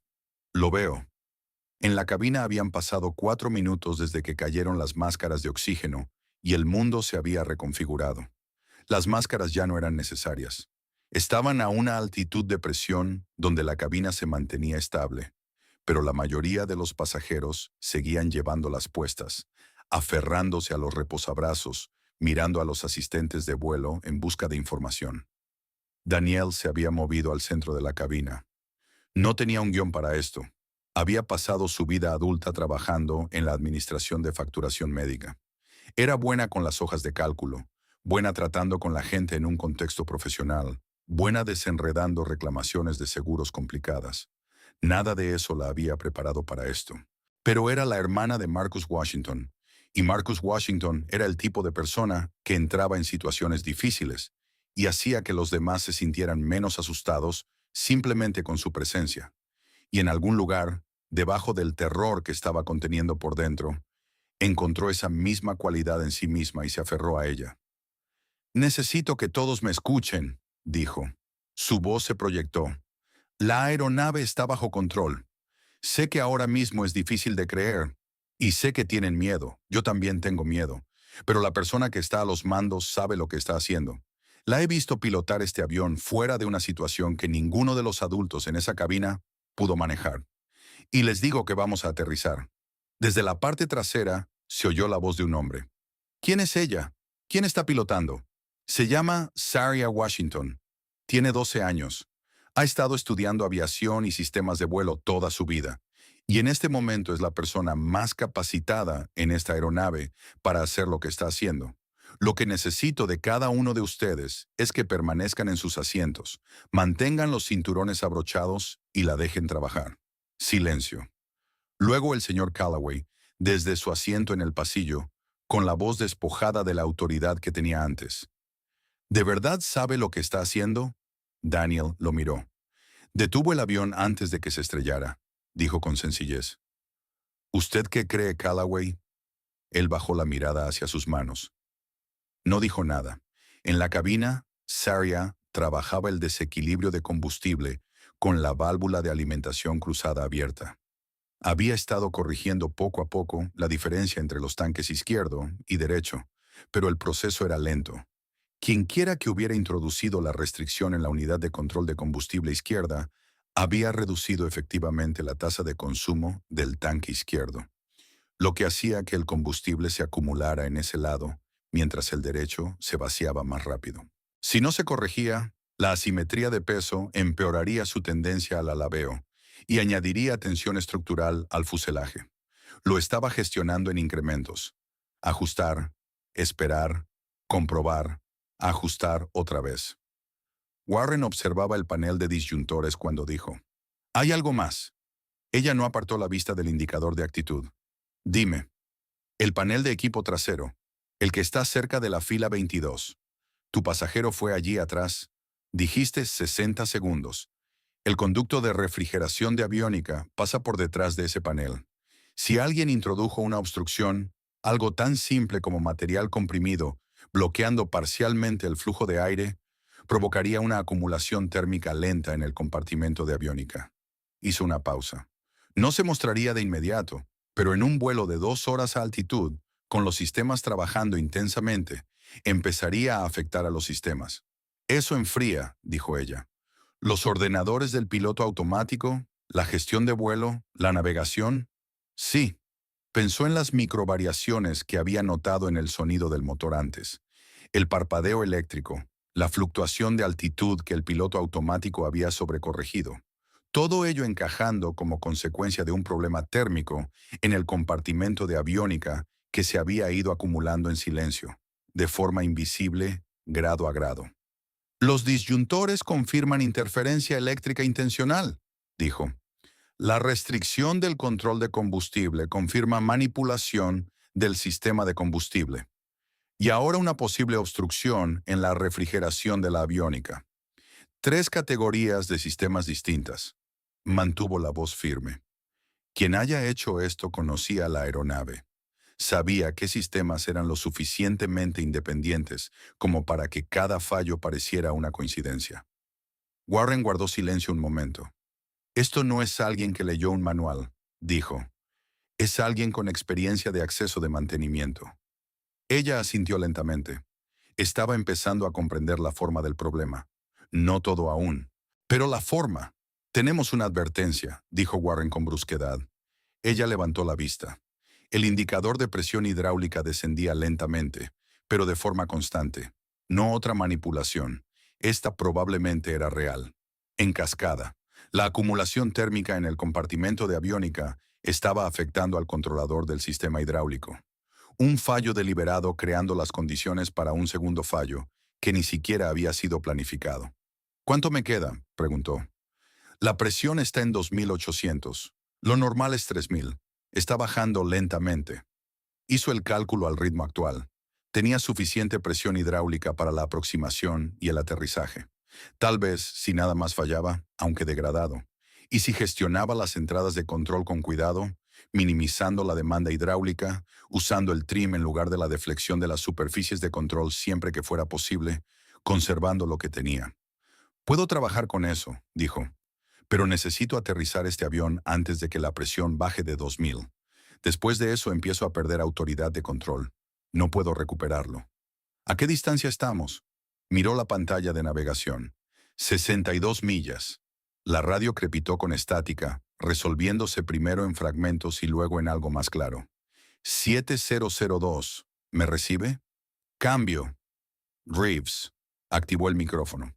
7702. Recibo. Estás entrecortado, pero se te entiende. Ajusté 7600 durante la interferencia. Estado actual. Motor izquierdo al 69%. Presión hidráulica en descenso lento.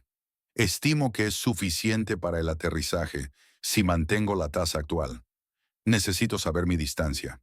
Y necesito saber que la pista está lista. Cambio. La voz de Reeves, más estable ahora que la tormenta se había desplazado un poco. Recibido todo. Estás a 60 millas.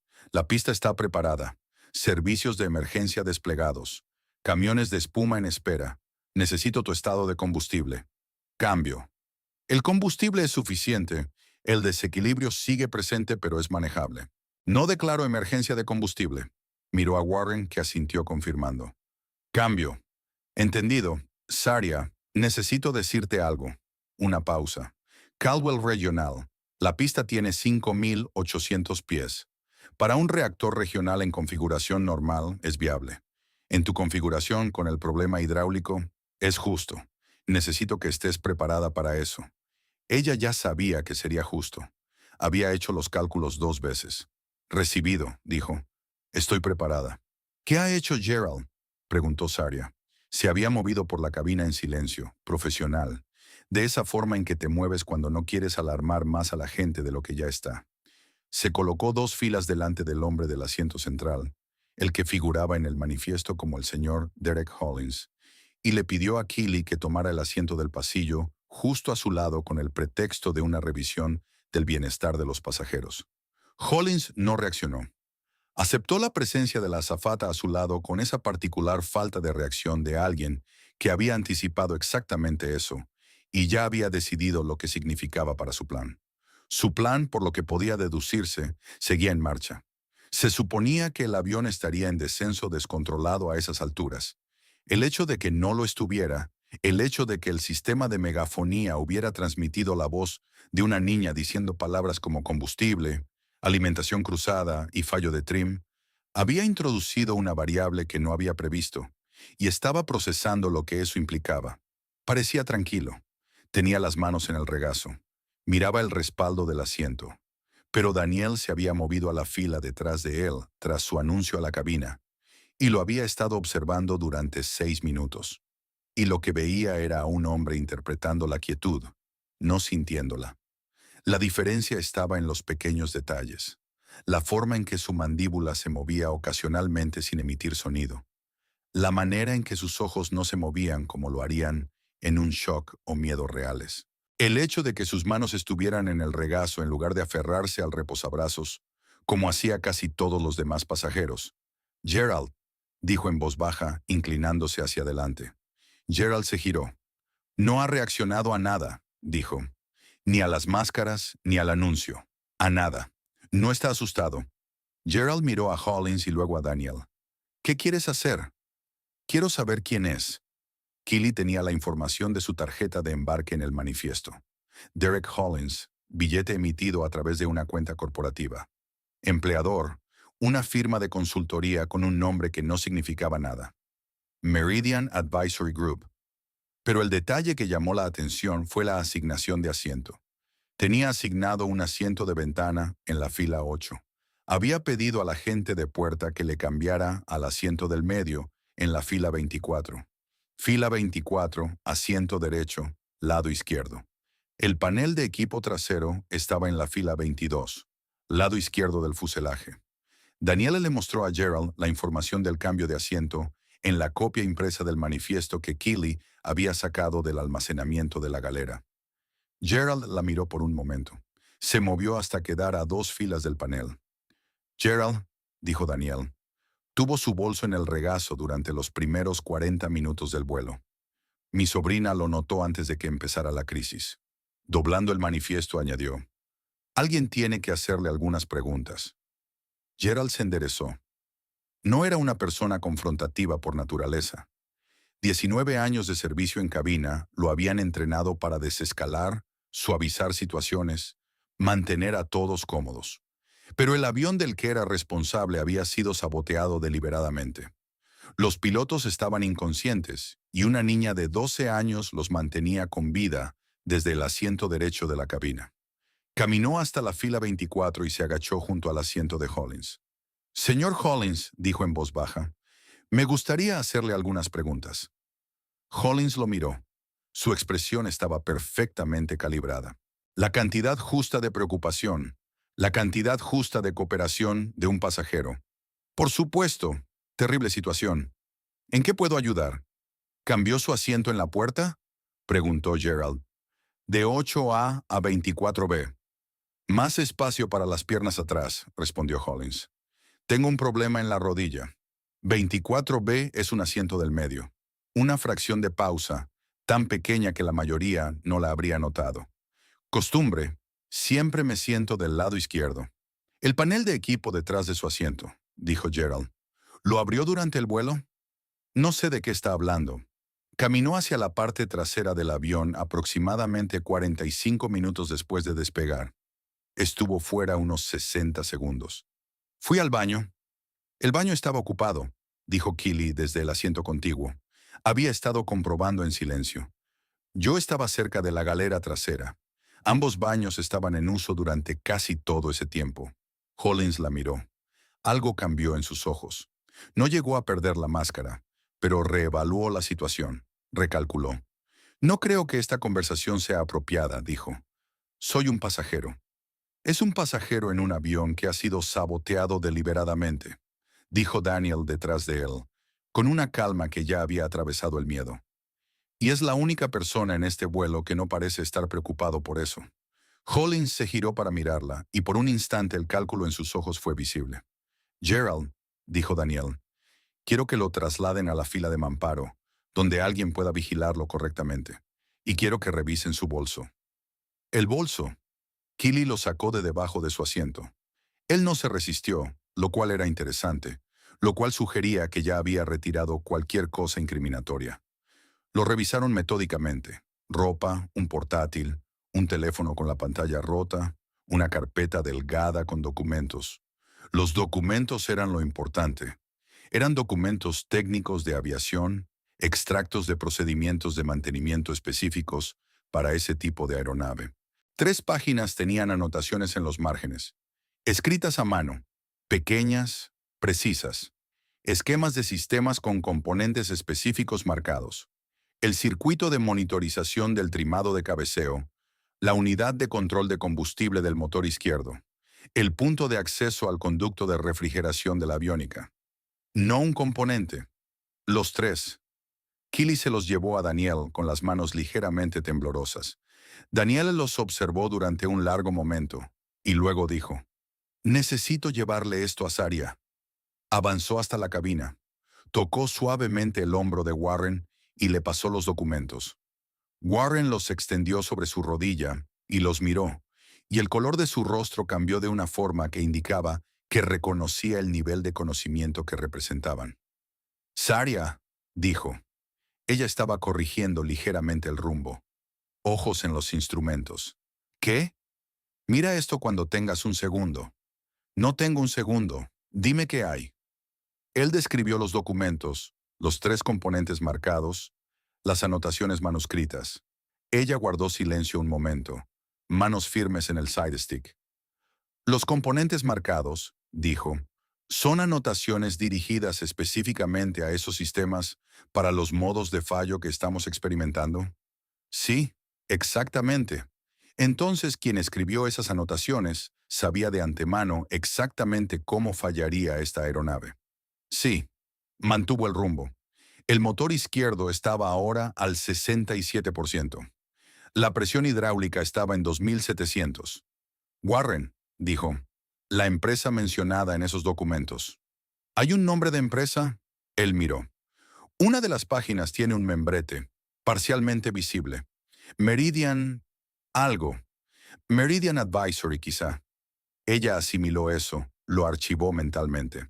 Ese nombre, dijo en voz baja. Mi tía y yo vamos a Denver para reunirnos con alguien que trabajó con mi padre. La reunión se organizó a través de una empresa. Solo alcancé a oír parte del nombre cuando la tía Daniel hablaba por teléfono la semana pasada. Hizo una pausa. Creo que era Meridian... algo. Warren la miró. Ella siguió volando. Daniel había vuelto a la puerta de la cabina y había oído la última parte del intercambio. Se quedó muy quieta, con una mano en el marco de la puerta. «Saria, ahora no, tía Daniel. ¿Tu padre?» «Lo sé». Su voz no cambió, no se quebró. «Sé que pasó algo que está relacionado con esto. Lo sé. Por eso vamos a Denver». Hizo un pequeño ajuste de rumbo de 2 grados. «Hace tiempo que sé que el accidente de papá puede que no haya sido un accidente.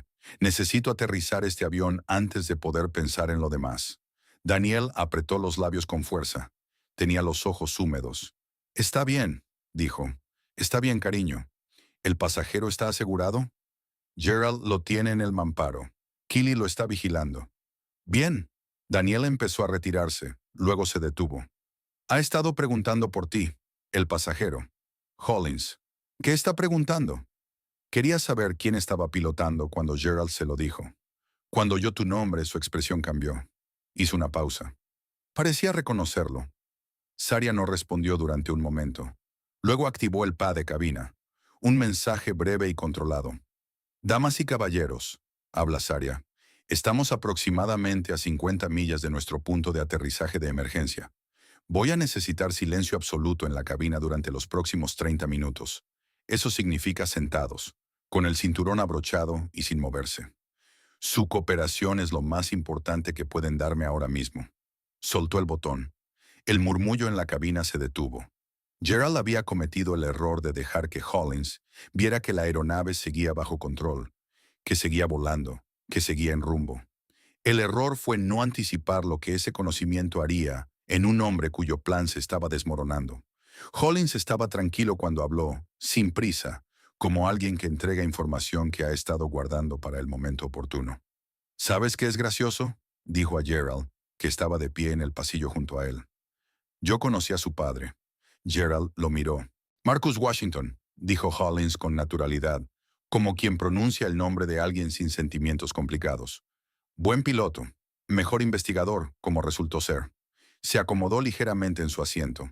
Pasó 2 años documentando lo que ciertas personas han estado haciendo con los registros de mantenimiento en las redes de aerolíneas regionales. Falsificando registros de servicio, autorizando aeronaves para volar que no habían sido correctamente aprobadas. El tipo de cosas que ahorran dinero a las empresas y cuestan vidas a los pasajeros. Hizo una pausa. Al final iba a llevar su documentación a la FAA. Tenía una reunión programada. Gerald no dijo nada. Nunca llegó a esa reunión, continuó Hollins. Dijeron que su coche se salió de la carretera cerca de Tulsa. Hielo en la calzada, dijeron. Inclinó ligeramente la cabeza. No se reportó hielo esa noche en ese tramo de carretera. Las manos de Gerald estaban a los lados. ¿Quién eres?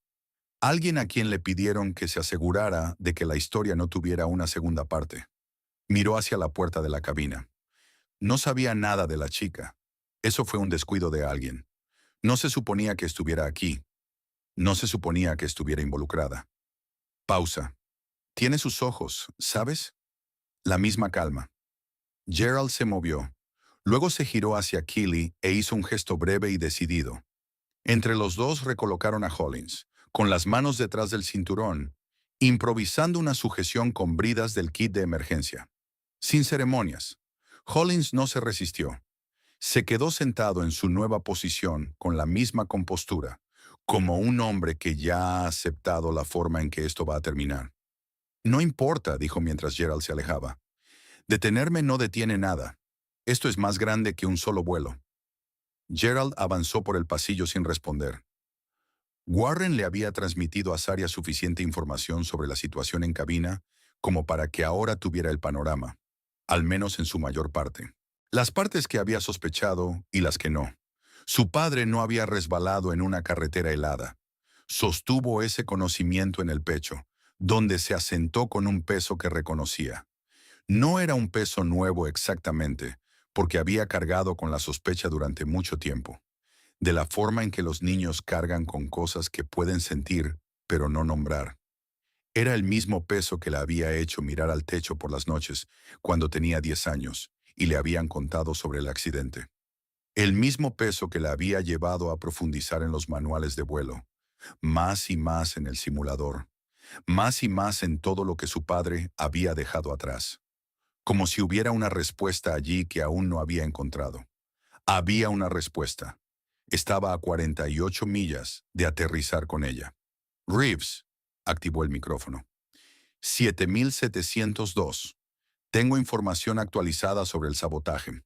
El pasajero que hemos retenido se ha vinculado verbalmente con la incapacitación deliberada de la tripulación de vuelo y ha proporcionado información contextual que sugiere que esta acción formaba parte de una operación organizada dirigida al mantenimiento aeronáutico. Integridad del registro. Se cree que la misma operación es responsable de la muerte de mi padre, Marcus Washington, hace aproximadamente 2 años. Cambio. Hubo una larga pausa en la frecuencia. Luego Reeves respondió. Recibido todo, Saria. El FBI ha sido notificado y está coordinando con las autoridades en Caldwell Regional. La información que estás proporcionando está siendo grabada y registrada. Cambio. Gracias. Revisó los instrumentos. Motor izquierdo al 65%, presión hidráulica 2064, 48 millas. Se encendió la segunda luz de advertencia del motor. No era una alarma completa. No indicaba apagado del motor, sino una degradación de rendimiento en el motor derecho. No sabotaje, una cascada real. La carga asimétrica de empuje que había estado imponiendo al motor derecho durante los últimos 30 minutos empezaba a pasar factura. Warren, dijo. Lo veo. Miró la pantalla de navegación. 48 millas. A su velocidad actual eran unos 14 minutos. No vamos a llegar a Caldwell en esta configuración, dijo. Warren miró la carta. Hay una pista más pequeña, militar, mayormente inactiva, a 14 millas al noroeste. La pista no es larga. ¿Qué tan corta? 4.200 pies. Hizo el cálculo. Un jet regional a velocidad de aproximación, con hidráulicos parciales y rendimiento degradado del motor, aterrizando en 4.200 pies. Los números no eran favorables. ¿Datos? Activó el micrófono. Reeves, 7702. Necesito una opción más cercana. ¿Qué puedes decirme sobre la pista militar al noroeste de mi posición? Cambio. Reeves respondió rápido. 7702. La pista es Harlow Auxiliary Field, antigua instalación de la Guardia Nacional, fuera de servicio. Último uso activo hace 4 años. Superficie de asfalto, 4.200 pies. Sin ILS ni sistema de luces de aproximación. El viento en esa ubicación es variable. Estimado 190 grados a 8 nudos. No hay servicios de emergencia desplegados allí. Hizo una pausa. Saria, tengo que ser sincero contigo. Esa pista no fue diseñada para la aeronave que estás pilotando. Lo sé, dijo ella. ¿Cuál es mi alternativa? Caldwell está a 48 millas con tu estado actual de motores. Con mi estado actual, mi motor derecho muestra degradación de rendimiento y tengo aproximadamente 12 minutos antes de que la presión hidráulica caiga a un nivel en el que empiece a perder autoridad de control significativa. Miró el indicador. 2.400 y bajando. 48 millas a velocidad reducida eran al menos 15 minutos. No tengo 15 minutos de hidráulicos. Silencio en la frecuencia. Ella podía oírlo trabajando al otro lado. Los cálculos, las opciones, la responsabilidad de confirmar una decisión sin una buena respuesta. Harlow tiene una advertencia de inspección de superficie desde su última revisión, dijo. Puede haber grietas en el asfalto. No puedo garantizar la integridad de la pista. Copiado. Saria, señor Reeves, su voz era baja y precisa. Necesito que movilice los servicios de emergencia hacia Harlow Field ahora mismo. Necesito la mejor información posible sobre el estado de la superficie en los próximos 5 minutos. Y necesito que confíe en que entiendo en qué me estoy metiendo. Ajustó el rumbo. ¿Puede hacerlo? Un segundo y luego, moviendo servicios de emergencia hacia Harlow, en espera de informe de superficie. Warren la miró desde el asiento izquierdo. No dijo nada. No hacía falta. Ella empezó a configurar la aproximación. La lista de descenso recorría su mente, con la voz de su padre. Él tenía una cadencia específica al repasar listas. Sin prisa, cada elemento con su peso completo. Nada se omitía por parecer obvio. Había interiorizado ese ritmo de tal manera que no podía ejecutar una lista de verificación de otra forma. Alimentación cruzada de combustible abierta. Desequilibrio presente, pero estable. Motor 2 al 63%. Rendimiento de N2 degradado. Monitoreando el motor 1. Muestra degradación temprana. Indicador en espera por ahora. Hidráulicos en 2200 y descendiendo. Flaps. Los necesitaba. Pero extender los flaps aumentaba la demanda hidráulica.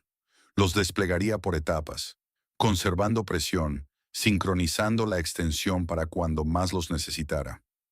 El tren de aterrizaje, la mayor demanda hidráulica de la aproximación.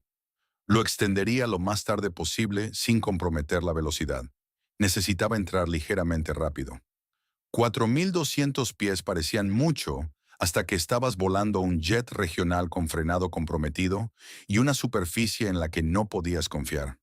Demasiado rápido significaba pasarse de la pista. Demasiado lento, con hidráulicos degradados, significaba arriesgar la pérdida de control. Antes del umbral había una franja estrecha de lo aceptable. Tendría que encontrarla y mantenerse dentro de ella. Flaps a 10, dijo para sí misma, y movió la palanca. La aeronave vibró ligeramente al desplegarse las superficies. La presión hidráulica bajó y luego se estabilizó. Comenzó el descenso. En la cabina, el cambio en la actitud del avión se sintió de inmediato. El morro había bajado a un ángulo más suave. Los motores habían reducido potencia. Y la calidad del movimiento era distinta a cualquier cosa en la última hora. Intencional, decidido, dirigiéndose a un lugar concreto. Daniela había regresado a su asiento. Tenía el asiento vacío de Saraya a su lado y se aferraba al reposabrazos de éste, como se agarra a algo cuando no puedes sostener a la persona que quieres sostener. Pensó en la mañana en que recibió la llamada sobre Marcus, en el vacío particular de ese momento, en cómo el aire de la habitación parecía haber cambiado de densidad. Pensó en los 2 años desde entonces, en cada conversación que había intentado tener con Saria y que había terminado en silencio. En cada noche en que había mirado por la rendija bajo la puerta de Saria y había visto el resplandor azul de los monitores del simulador sin saber si debía llamar. No lo había entendido. Había pensado que era el duelo repitiéndose, una niña incapaz de soltar. Ahora lo entendía. Saria no había sido incapaz de soltar. Se había estado preparando. Quizá no de forma consciente, quizá sin un plan, pero algo dentro de ella había sabido que el conocimiento de su padre necesitaba vivir en algún lugar, y ella se había convertido en ese lugar. Daniel apretó los dedos contra el reposabrazos y miró por la ventana el cielo gris de la tarde, y dijo en voz baja, con todo lo que tenía: «Lo tiene, Marcus. Lo tiene». El señor Calloway no había hablado en 40 minutos.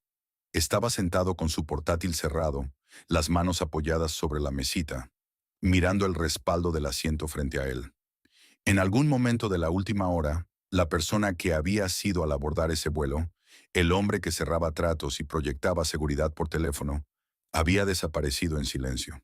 Lo que quedaba era simplemente un hombre con traje gris oscuro, esperando saber si iba a vivir. Pensó en la voz de la niña por el sistema de megafonía. Silencio total en la cabina durante los próximos 30 minutos. La neutralidad de ese tono, la ausencia absoluta de dramatismo. Había pasado su carrera leyendo a las personas, evaluando quién tenía autoridad real y quién solo la aparentaba. Era la habilidad que lo había hecho exitoso. Y lo que había escuchado en esa voz era la autoridad más genuina que había encontrado en mucho tiempo. 12 años. Miró sus manos. No dijo nada y esperó. «Informe de superficie de Harlow Field», dijo Reeves. «La mejor información que tengo es de una inspección con dron de hace 18 meses. Se detectaron 2 secciones con grietas, ambas en los primeros 1000 pies de la pista, lado izquierdo. Los 3200 pies restantes están considerados operables. Si puedes mantenerte a la derecha de la línea central durante la rodadura, deberías evitar lo peor». Recibido. A la derecha de la línea central en la rodadura. ¿Tráfico? Eres el único tráfico en un radio de 40 millas, Harlow. El espacio aéreo está despejado. Te voy a guiar en el descenso. Te daré la distancia cada media milla desde las 2 millas finales. Cambio. Recibido. Iniciando configuración de aproximación final. Extendió la mano hacia la palanca del tren de aterrizaje. La presión hidráulica descendió a 1900 mientras el tren se extendía. Escuchó los 3 golpes en secuencia, sintió aumentar la resistencia. Observó las luces indicadoras del tren. 3 verdes. Tren abajo y asegurado.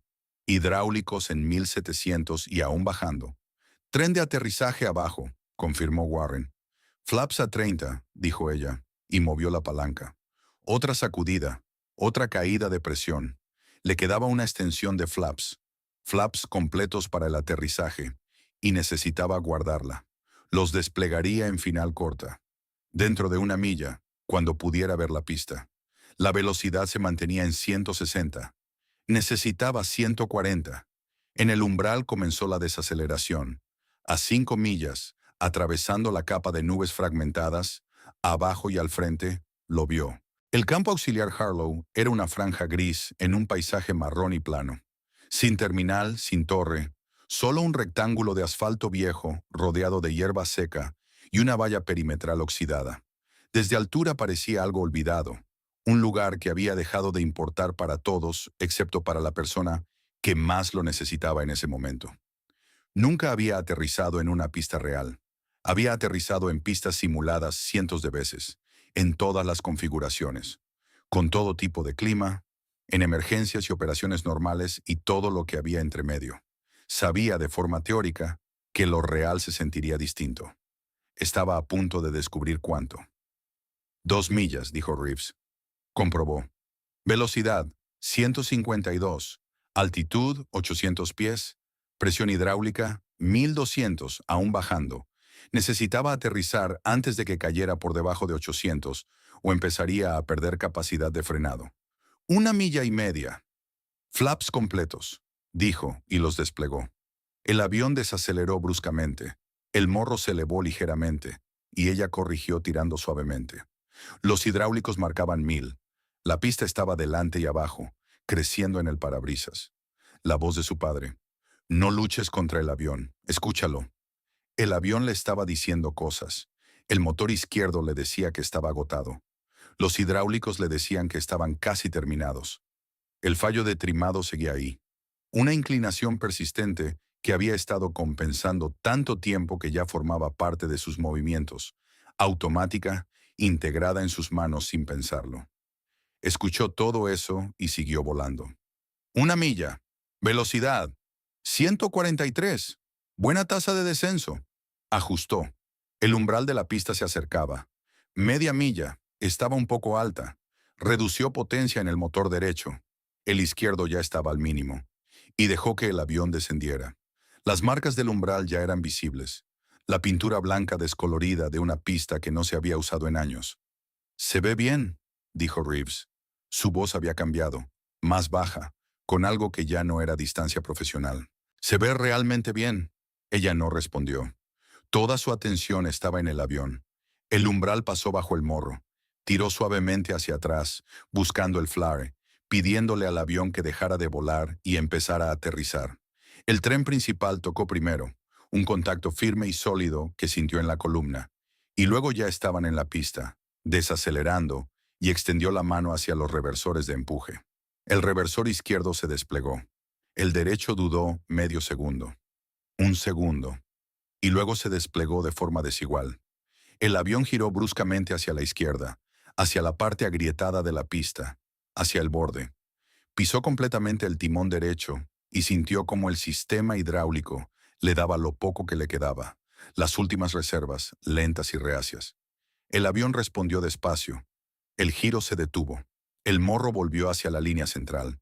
El lado derecho de la pista pasó crujiendo bajo el tren izquierdo, con un sonido como grava dispersa. Seguían en la pista. El avión seguía desacelerando. 100 nudos. 80. 60. Los frenos funcionaban, pero no del todo. Podía sentir la menor eficacia, la distancia de frenado ligeramente mayor. El final de la pista ya era visible, acercándose, la valla oxidada más allá creciendo en el parabrisas. 40 nudos. 20. El avión se detuvo a unos 40 pies del final de la pista. El morro estaba ligeramente a la izquierda de la línea central. El motor izquierdo se estaba apagando. El derecho ya estaba detenido. Saria retiró las manos de los controles. El silencio duró unos 3 segundos. 3 segundos de quietud absoluta en los que el avión permaneció sobre la pista y nadie se movió. Nadie habló, y el único sonido era el zumbido de los motores apagándose y el lejano y creciente ulular de las sirenas de los vehículos de emergencia más allá de la valla perimetral.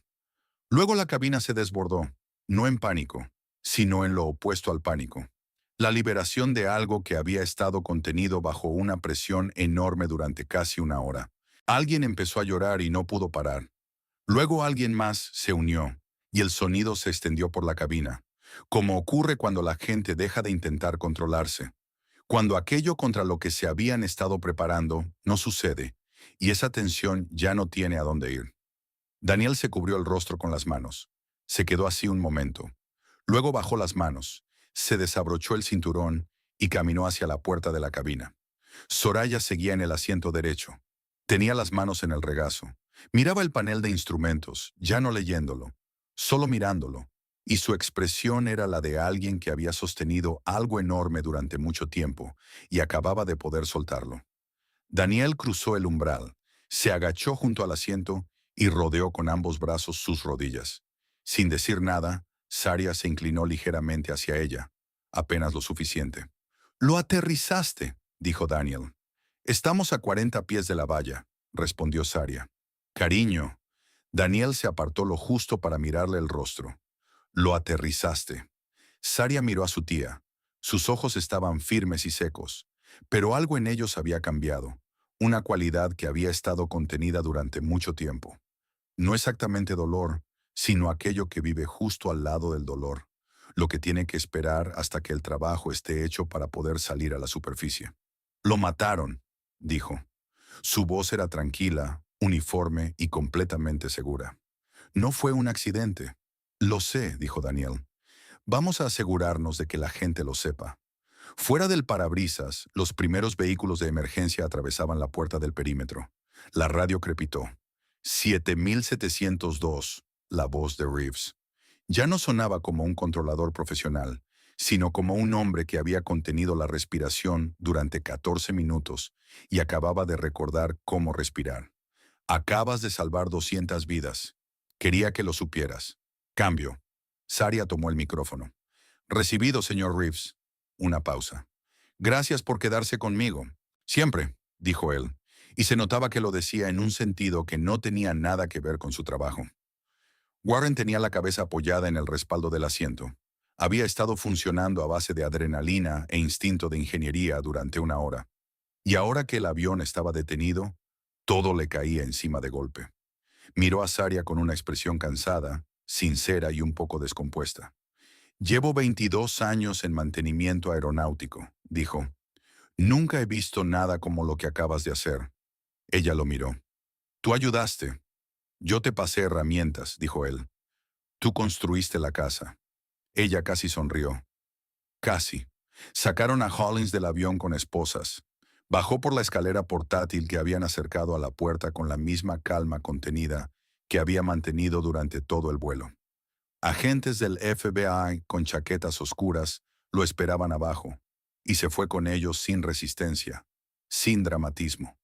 En la base de la escalera se detuvo. Uno de los agentes lo sujetaba del brazo, pero él giró la cabeza y miró hacia el avión, hacia la puerta donde estaba Gerald. Y luego, como si lo hubiera intuido, sus ojos se movieron hacia la ventana de la cabina. Saria lo observaba desde el asiento derecho. Él la miró por un momento. Su expresión era difícil de leer. No era arrepentimiento ni desafío. Algo más complejo. Algo que, en otra persona, podría haber sido reconocimiento. Tu padre casi nos detiene, dijo en voz lo suficientemente alta como para que Carrie lo oyera. Parece que tú lo terminaste. El agente lo empujó hacia adelante. Se lo llevaron. Saria permaneció muy quieta en el asiento derecho durante un largo momento después de que se fuera. Lo terminaste. Le dio vueltas a esas palabras. Pensó en lo que significaba terminarlo. No solo aterrizar el avión, no solo sobrevivir, sino lo que vendría después. La documentación en la que su padre había trabajado durante 2 años. La red que estaba a punto de exponer. La reunión a la que nunca llegó. Habría otra reunión. Habría investigadores, audiencias, registros requisados y testimonios. Habría un proceso, largo, imperfecto y necesario. Y en algún punto al inicio de todo estaría la documentación que Marcus Washington había dejado atrás, la que ella había encontrado 14 meses antes en el mismo disco duro que contenía sus grabaciones de vuelo, en una carpeta que él había etiquetado con su nombre. Había estado esperando saber qué hacer con ella. Ahora lo sabía. La noticia la encontró como suelen encontrar las noticias. Rápido, en todas partes y al mismo tiempo. Para cuando los pasajeros habían sido evacuados del avión, los equipos médicos habían llegado a los pilotos y el FBI había asegurado la escena. Alguien ya había publicado algo desde su teléfono. Para cuando las ambulancias salieron hacia el hospital más cercano, un equipo local de noticias ya había llegado al perímetro. Para cuando Saria y Danielle estaban sentadas en la parte trasera de un vehículo de servicios de emergencia, envueltas en mantas térmicas y bebiendo mal café en vasos de papel, la historia ya estaba en marcha. Una niña de 12 años aterriza un avión tras el colapso de ambos pilotos. Las unidades móviles de televisión llegaron en menos de una hora. El perímetro se llenó de cámaras y reporteros grabando sus piezas frente al avión, detenido en la pista, a unos 40 pies de la valla, ligeramente a la izquierda de la línea central. Motores apagados. Un funcionario de la FAA las encontró, luego un coordinador del FBI, luego una mujer del equipo de gestión de crisis de la aerolínea que intentaba con todas sus fuerzas parecer que tenía el control de una situación que ya había dejado claro que no necesitaba que nadie la controlara. A lo largo de todo eso, Saria se mantuvo en silencio, respondiendo a las preguntas que le hacían sin actuar. Ni heroísmo, ni modestia, ni trauma, ni triunfo. Respondía con precisión y de forma completa, y esperaba la siguiente pregunta. Daniel respondió algunas por ella, las que tenían más que ver con la familia, con los antecedentes, las que requerían un contexto que Saria no podía dar por sí misma. Lo hizo bien. Lo hizo como alguien que acaba de descubrir que es capaz de más de lo que creía. Un reportero en el perímetro logró acercarse lo suficiente como para gritar. Saria, ¿cómo se siente ser una heroína? Saria lo miró y consideró la pregunta con la misma seriedad con la que consideraba todas. Solo piloté el avión, dijo, y volvió a su café. 3 días después, Saria volvió a casa. El apartamento se veía igual, la cocina con vista al estacionamiento, el pasillo con la luz del techo que necesitaba una bombilla nueva, la puerta de su habitación que nunca cerraba del todo bien, porque el marco se había deformado con el calor del verano 2 años atrás y nadie había llegado a arreglarlo. Dejó caer su bolsa sobre la cama y se sentó en el borde del colchón por un momento. La habitación estaba en silencio, de esa manera particular de los espacios que han estado vacíos durante unos días. Una cualidad de aire contenido, esperando. Miró su escritorio, los 3 monitores, el yugo de control, la palanca de gases, los pedales del timón, la pequeña pila de libros de aviación en la esquina, la fotografía debajo de ellos. Se levantó, cruzó la habitación y se sentó frente al simulador. No cargó un escenario de inmediato. Se quedó frente a las pantallas oscuras, puso las manos sobre el yugo y sintió el peso y la resistencia familiares. Pensó en el momento en que el tren de aterrizaje principal había tocado la pista en Harlow Field, en la sensación que había recorrido la estructura del asiento, subido por su columna y llegado hasta sus manos. Real, innegable. Todo el peso del avión y de cada persona a bordo, pasando por ese punto de contacto entre metal y asfalto. Nada en el simulador se había sentido jamás así. Nada en el simulador lo haría. Pero el simulador la había llevado hasta allí. Cada hora en esa silla había sido un depósito para un momento que no sabía que llegaría. Su padre había abierto esa cuenta. Ella había seguido sumando fielmente cada noche, porque no había podido hacer otra cosa. Con el amor que sentía por él, y ningún lugar donde ponerlo. Metió la mano bajo la pila de libros y sacó la fotografía. Él se veía feliz. Estaba exactamente donde quería estar. Apoyó la fotografía en la base del monitor central. Luego metió la mano en el bolsillo interior de su sudadera y sacó un papel doblado. Una copia de la información de contacto del investigador de la FAA con quien había hablado en Harlow Field. El investigador que, al final de su conversación, le había dicho: el caso de tu padre ha sido reabierto esta tarde. Vamos a necesitar todo lo que dejó. Colocó el papel junto a la fotografía. Después encendió los monitores, cargó el simulador de vuelo y comenzó a construir un nuevo escenario. No lo hacía para escapar. No lo hacía porque fuera lo único que tenía sentido. Lo hacía porque tenía trabajo que hacer, y ese era el lugar donde el trabajo ocurría. Y el trabajo no había terminado. Apenas había encontrado su forma. Las pantallas cobraron vida. Los instrumentos aparecieron. El paisaje familiar de una cabina de avión se extendió a través de los 3 monitores, esperando. Se puso los auriculares. Tomó los controles. No solo piloté el avión, pensó mientras los motores cobraban vida en la pantalla. Terminé lo que él empezó. ¿Qué haces cuando el mundo te subestima toda tu vida y luego te da el momento para demostrar que todos estaban equivocados? A 30.000 pies. Si esta historia te atrapó, dale me gusta y suscríbete. Tenemos más historias que se quedarán contigo mucho después de que terminen.